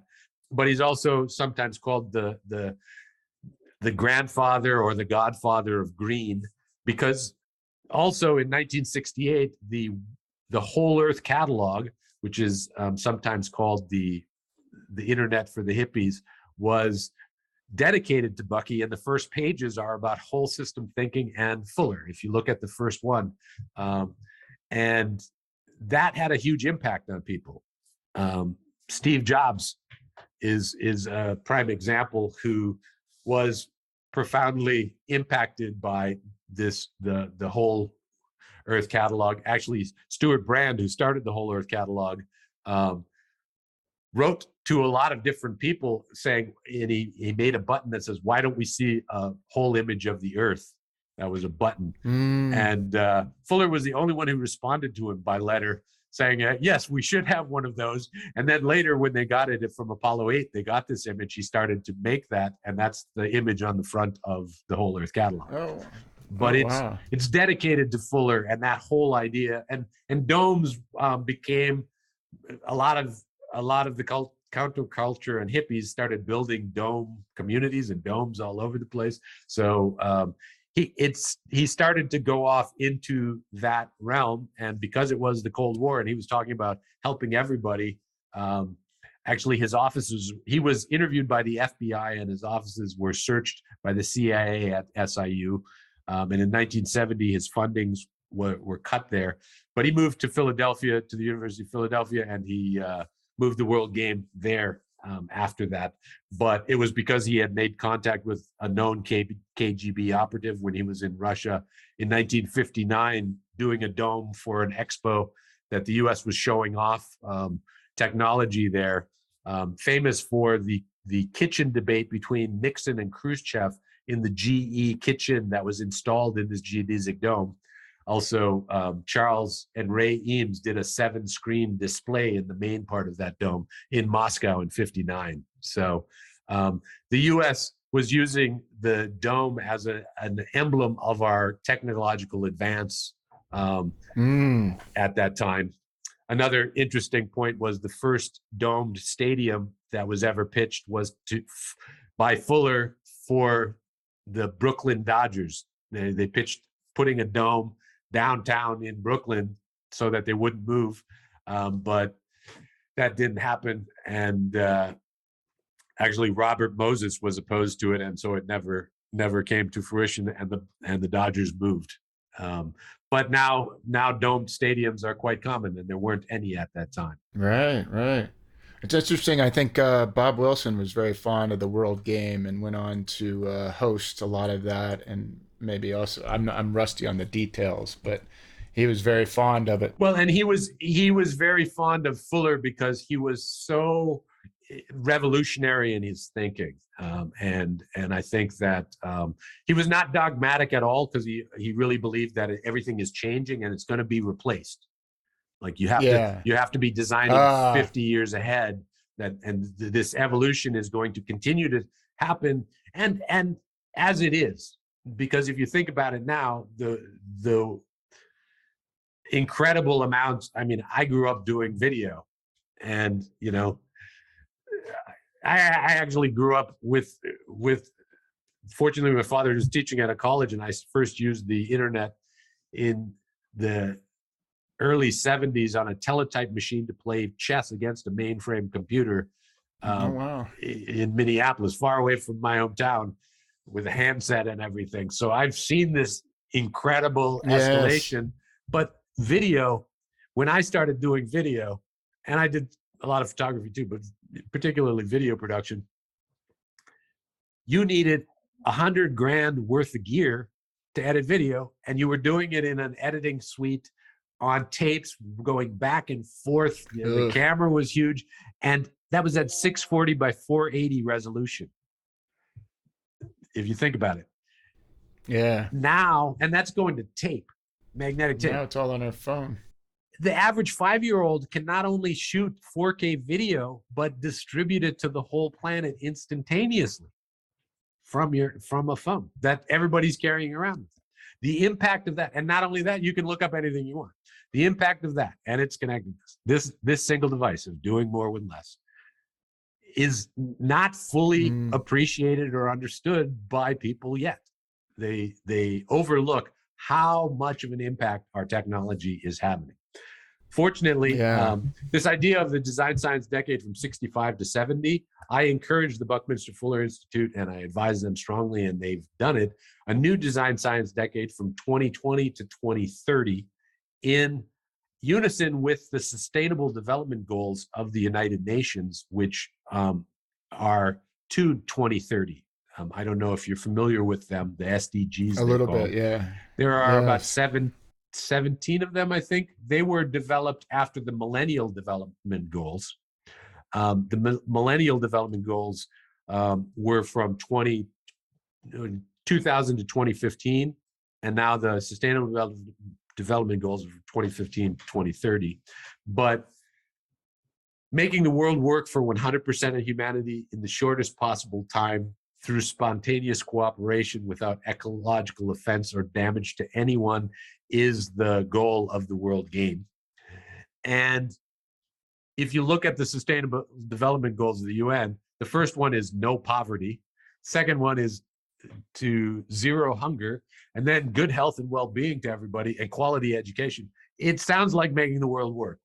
And all of the countries on the planet have signed on to these goals. So instead of it being communist propaganda or worrying about that like it was at Fuller's time, now I think, due to the changes in the education system and thinking more globally, climate change is a global issue, and everybody understands that now. It's changed from his time. Our understanding has advanced radically, and it continues to accelerate. I think that we do have a chance to actually see this utopia that he envisioned, and I honestly believe in 100 years, a lot of what we think now will look so different. If you think back, I mean, 100 years ago, vitamin C was discovered in 1913. So that's how radically things can change in 100 years. I mean, if you think back on Even less than that. I mean, I believe in my lifetime, it's possible that we can end hunger on the planet. I believe that's possible. yeah. I believe by 2030 we have the technology. It's political issues that are the problem, and Fuller and Wilson go into that. But the idea of, he calls it 157 captains on the planet all trying to go in different directions, doesn't work. It's an obsolete concept, and it will be replaced. Technology is the way it's going to be replaced, and as the internet has demonstrated time and again, it's happening. Whether we like it or not, it is happening. No, I agree 100%. I think I don't want to be another one to put some overly optimistic projections out there, but I think we are right on the cusp of this change, and it's 10 years from now, we'll be talking about a different world. Well, and the thing that Fuller always said is it's touch and go. We could wind up on the rocks at any moment. It's dangerous waters and the sailing. Yeah. But the shift to livingry is the thing. And so the Buckminster Fuller Institute had for 10 years, it was called the Buckminster Fuller Challenge, which was they would award $100,000 to a recipient each year. There was an elaborate process where they selected the top proposal, and there were a number of others that would get supported, and that generated a lot of ideas that and highlighted many projects around the planet that are doing it now. The Buckminster Fuller Institute has a number of new initiatives that are advancing ideas. They have one called Regenerosity, which are supporting many programs around the world, particularly in Africa and India, to help people utilize technology, particularly for basic needs, essentially at first, like water harvesting, through technology, solving problems that people are facing every day: clean water, health, hygiene, and hunger. And it's, I look on it as somewhat of a shame of humanity is that we haven't solved these problems yet. But I have faith in the younger generations. When you meet young people and talk to them, they all realize, yeah, why haven't we done this yet? Why don't we do this now? And I think the technology will enable it. Whether we do or not is the question. But Bucky would say it's individual initiative that does things, and the guinea pig bee is everybody is their own special case example of the generalized principles of the universe. He felt he was trying to discover those generalized principles and use them for the good of everybody. And so that's these concepts and this idea of how nature builds and nature's coordinate system allow us to do more with less. And when I give the workshops, he in Synergetics, which is his major work, that the whole thing is online now, is pretty much the deep end of the geometry and a lot of the ideas. I recommend Critical Path or Operating Manual first, but if you want to dive into the deep end, and if you're interested in the geometry as much as I am, he suggests that studying this is key to understanding nature's coordinate system and applying all of these things. So it's one of the things that really inspired me. And like, as I mentioned, like Steve Jobs, if you look at the original Think Different ad, of all the people that he's got in there, Gandhi and John Lennon, Bucky's in there too. And Bucky's in there with one of the models. Yeah. If you were to try and sum up, what's his lasting legacy? What's his impact on the world today? What did he? Well, I think this whole Earth consciousness that really was a change from that Cold War mentality that the counterculture embraced globally.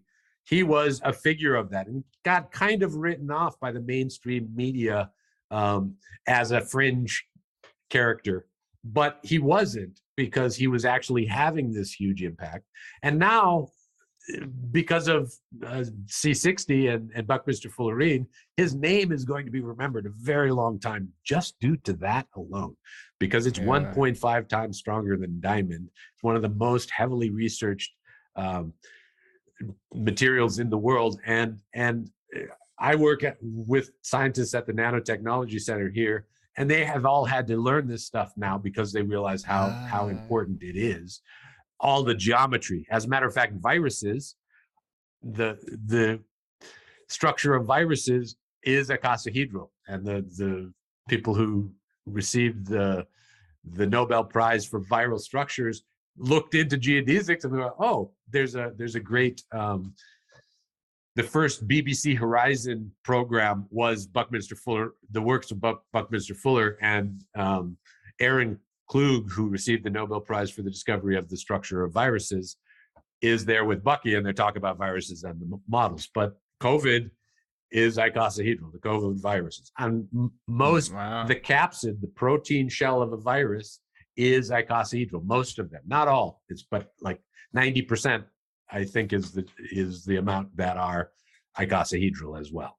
So the lasting impact in science is always going to be there. But I think his message of making the world work for 100% of humanity is as powerful and as important as anything. And I think he had that impact. Wilson, I think, saw that in him and that idea. And so many of the people that were inspired during that generation that have gone on to things. As a matter of fact, the Weiss Institute at Harvard is, they call it biologically inspired engineering. The founder and director of that, and it's the most heavily endowed institute in Harvard's history, saw someone carrying a tensegrity model that they had made in an art class. And he was like, what is that? And he went over to it, and he then went and begged to take the art class from the teacher, who said, fine, come. And he learned about tensegrity from that model. He did his doctoral dissertation. He was a medical student, did a doctoral dissertation on the structure of cells being tensegrities, but he's gone on to apply that to so many other things. The whole human structure, bones and tendons, are tensegrity structures. So this understanding of how nature builds and applying those principles is key to that. The reason, the formula that I wanted to mention from synergetics that I often use in workshops when I teach about this is U equals MP, is how he summarized it. Whereas universe is equal to the physical, P, times the metaphysical. And the metaphysical is beyond physical. It's weightless. It can't move a needle. All concepts and ideas are metaphysical. So a triangle is a metaphysical concept. And as such, it's eternal. Any physical representation of a triangle has a temporal life, but the concept of a triangle is not only eternal, it's beyond the word triangle that's being used to describe it. Because if you didn't speak English, what I'm saying now is all gibberish. So communication and language, Bucky called language the first industrial tool that humans have utilized in order to change things. And it's how we cooperate with each other. And so I think all of those things over time, his work will be progressively discovered because he was so far ahead of his time. I've found like just these primary structural systems does lead to a much deeper understanding of the planet. And the project that I mentioned, the Molecularium Project, the representations of the atoms are all spherical. Another big revelation that Fuller had was it's all about the closest packing of spheres. And actually, this led me to the discovery of a toy based upon things, but the shapes are minimally described by the vertices. You don't, if you build the structures and you have the model of the shape, there is no face there at all. Right. And you don't need the edges. Actually, the minimal description of the shape is putting them together. if you just put the vertices together, if you have a unit radius sphere, 4 spheres will pack closest into a tetrahedron. You get 3 making a triangle, and then a 4th one gives a sphere. Oh, excuse me, a 4th one gives you a tetrahedron. I was making models of those shapes when I discovered that they spin really well. I don't know if you looked it up. I did. Yeah, I want to see it in action. I got to put it in front of the camera, I guess. Can you recognize the shape I'm spinning there? It's not a tetrahedron, it's 2 tetrahedrons. I forget what that's called. This one's actually the octahedron. It's octahedron. And if you see the 2 different, here's the octahedral model, yeah. Because this one has 6 vertices, it is the octahedron. So gotcha. I wound up making models of the shapes. I saw acrylic spheres down in Chinatown in New York City one day, and I was like, oh, those will be perfect models. I went home and made a series of them, just the vertices out of these spheres, and I immediately found that they stack really well into towers. And I had them stacked on my desk for weeks before one day I accidentally knocked it over and one of them was spinning. And I looked at it and said, I started to spin the others and I realized this is a very good top. I've never seen anything like it. And in the end, I did my research and found that no one had actually created a top that was made like that. And I wound up getting a patent on any plurality of spheres used as a top. Yeah. Interestingly enough, they happen to be in the patent classification systems, it's amusement devices, and then a subclass of spinning and whirling, and under that they have spinning tops. And in the description they say a single spindle. However, these don't have a single spindle, and they're the first spinning tops with more than one axis of spin. The octahedron that I've got here are the XYZ axes, the 3 XYZ coordinate axes, and that's based upon the axes of spin of this top. But the tetrahedron has 4 axes, the icosahedron has 6, and that's just in gravity. So I wound up getting a patent and licensing it off to a toy company, Duncan Yo-Yos.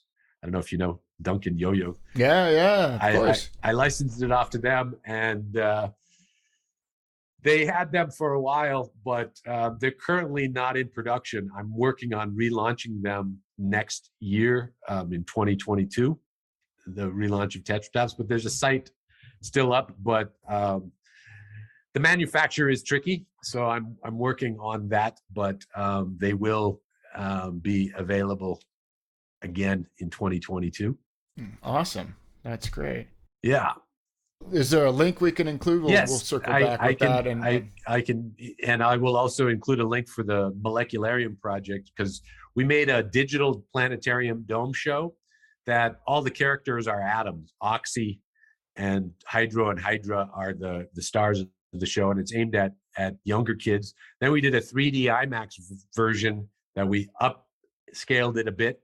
And then we have an online theme park called NanoSpace with over 25 games and activities for kids, all free online. RPI owns the project.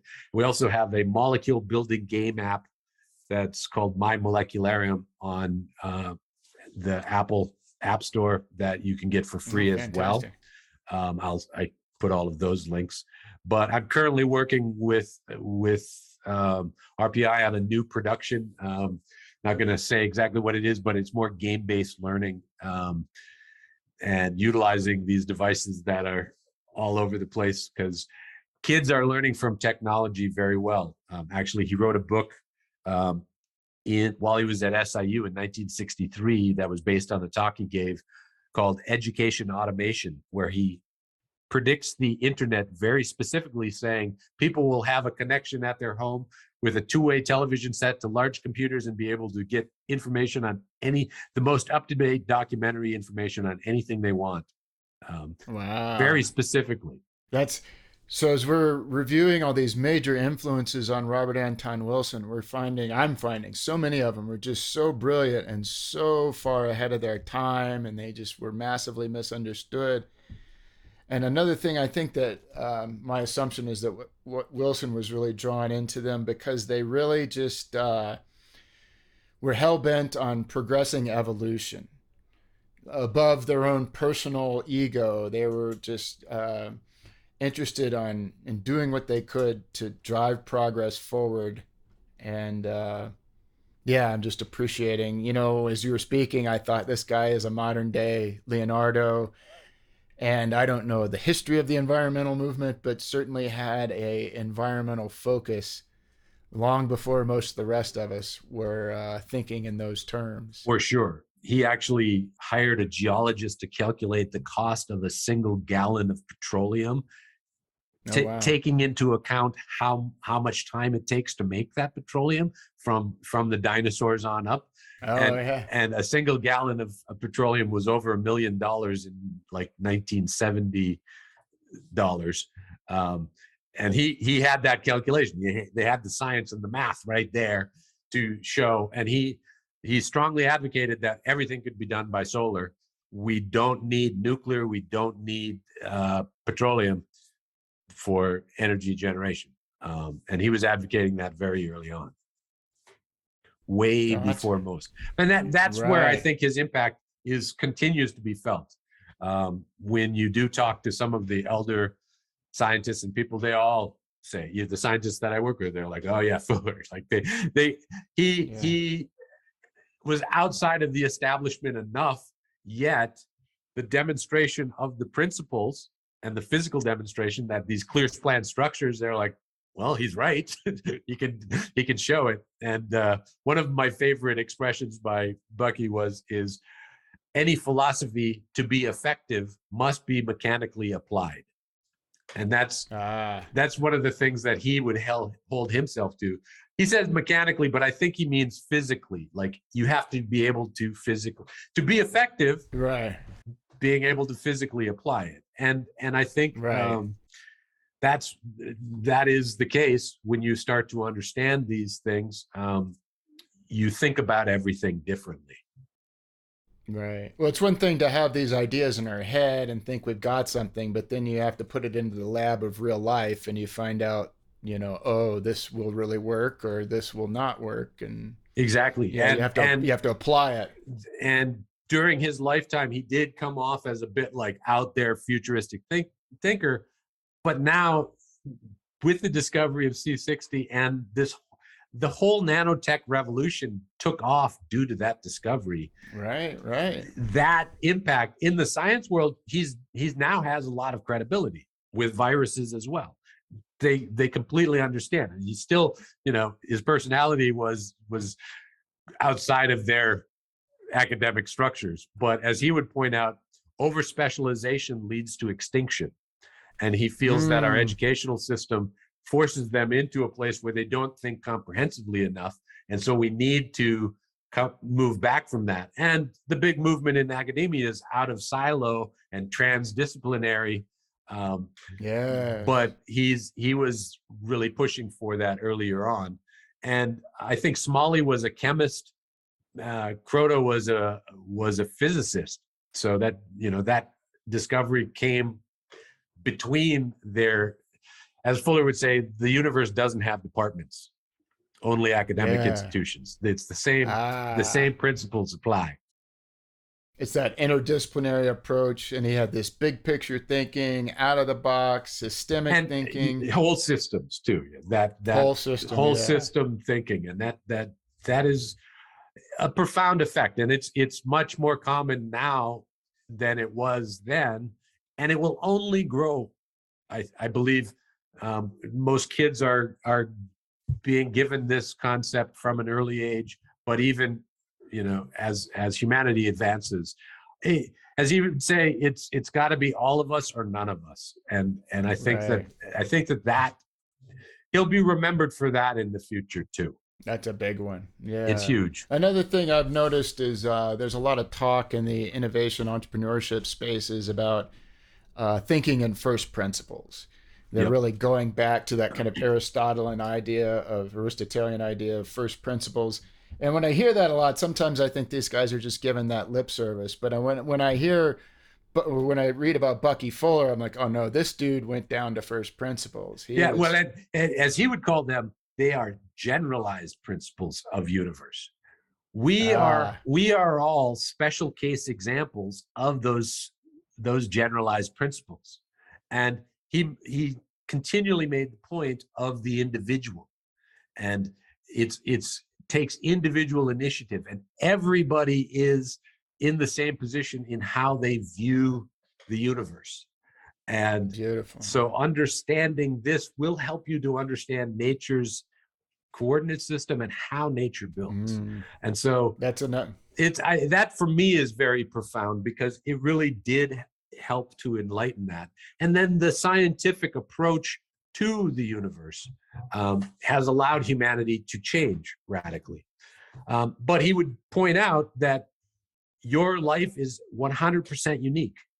Though it's these generalized principles, gravity affects us all, how and what you do with your time is up to you. Right. He's famous for Beautiful. wearing out teams and speaking for a long time. The story that I'm told, when he was at RPI, at midnight they said they had to close the building, so he went with a bunch of students and continued talking at this, I believe it was a frat house that they continued on until 4 a.m, where then they went out for breakfast. So he's renowned for going on and on, which I'm in the same line as him. I think one of the things you circling back, you also that I wanted to highlight is just he seemed to be studying nature and seeing how nature did things and applying that to his own problem solving as well. And I just really appreciate. Yes. There's probably a term for well, that. But, biomimicry has become big, but bio is life. And I have a friend who considers Fuller's. Dave McConville was the chairman of the board of the Buckminster Institute for a while, but he calls it cosmomimicry, the cosmic cycles, and looking at everything, not just life, because the structure of diamonds, as well as these carbon atoms, not just carbon atoms as life, but carbon atoms as different things. And that's at the heart of the movies and the Molecularium Project in the script. I came in as a writer and producer.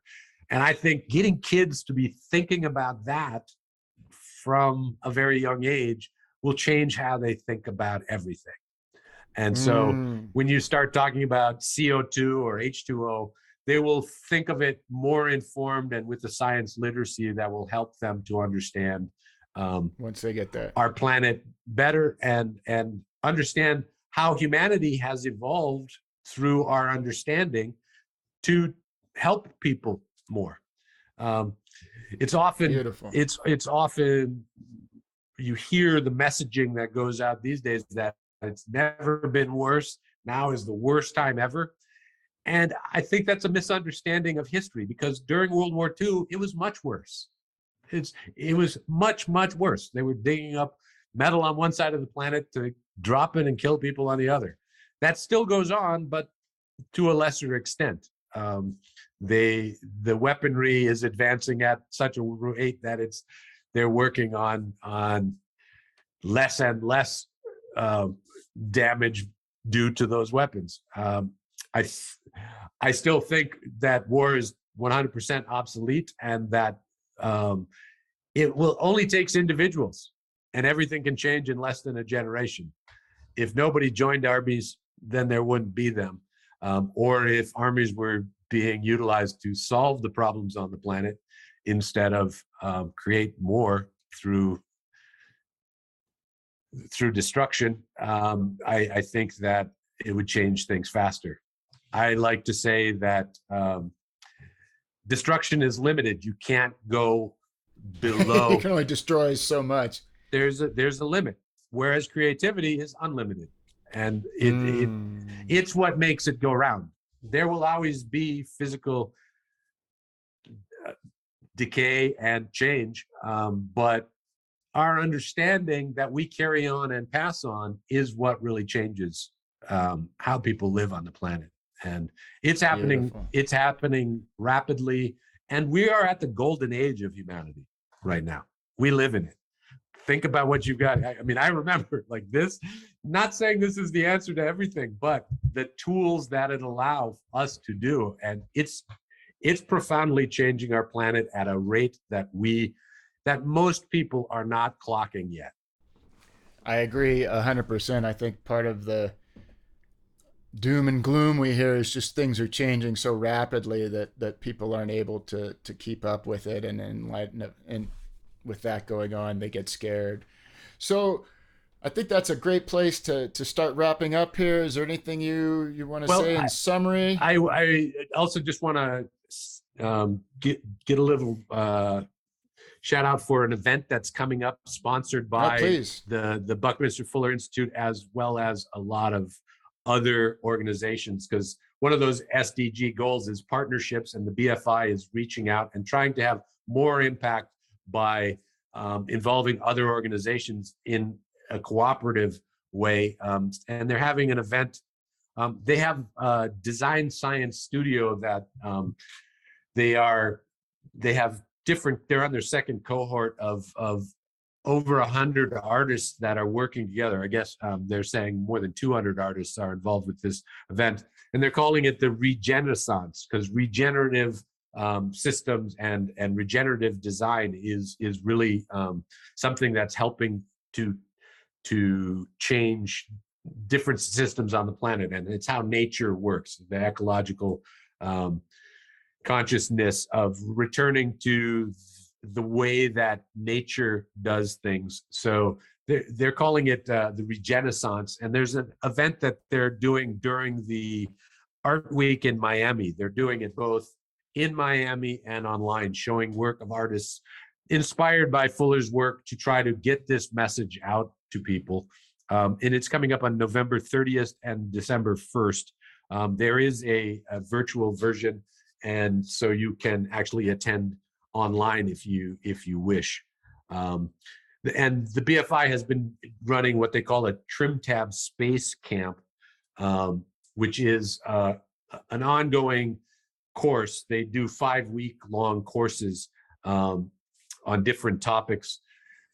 Trim tab is a term that Bucky used to describe himself, which came from a nautical term.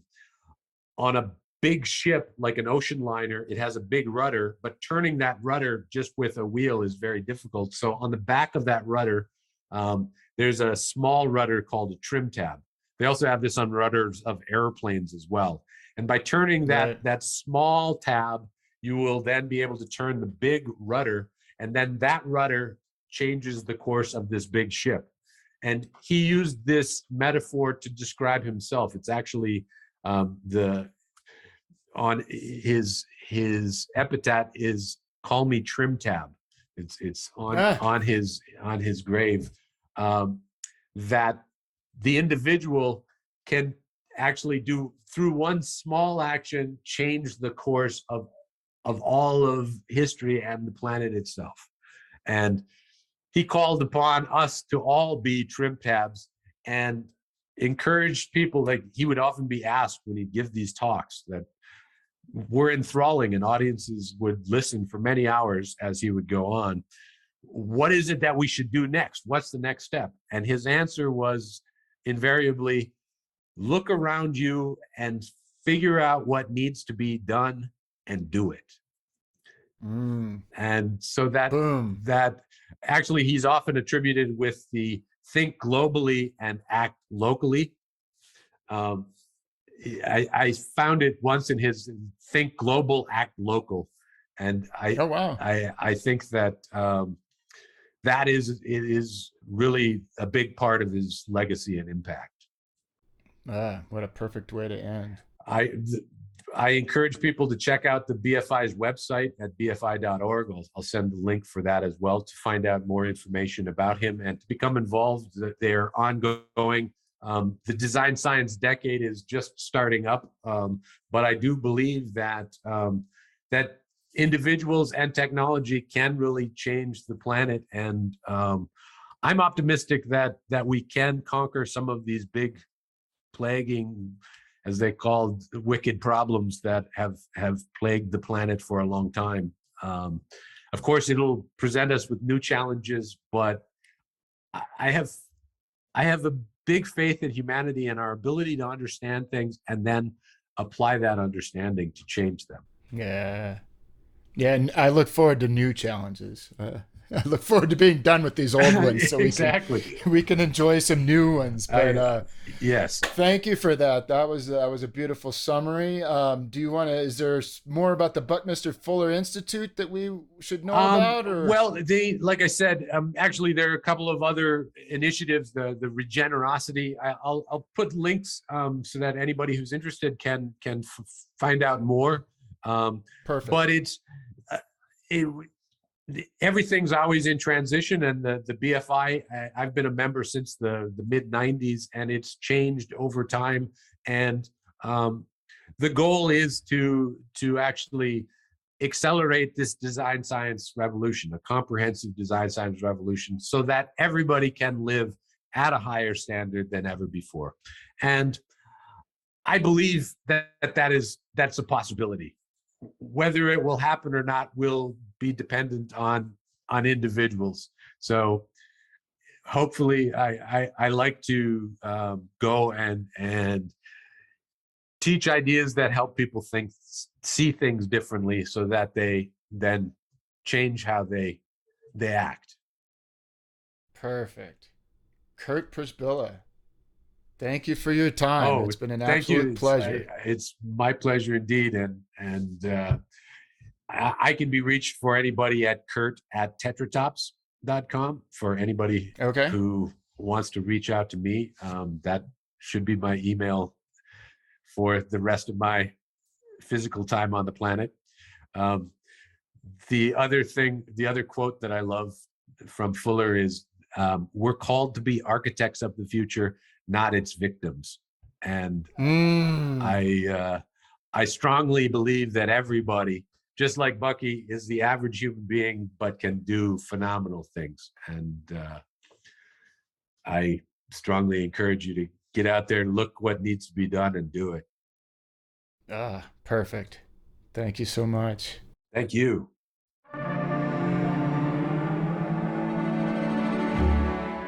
That concludes our episode. Thank you for listening. We hope you enjoyed it. A big thank you to Kurt Przybilla for taking the time to talk with us. You can find Kurt at molecularium.com or tetratops.com. Thank you to Christina Pearson and Richard Ross of Hilaritas Press, and thank you to our producer Ryan Reeves for putting it all together. Our next episode on James Joyce releases on the 23rd of April. Until then, I am your host, Mike Gathers, signing off with love and cheerfulness. Amor et Hilaritas.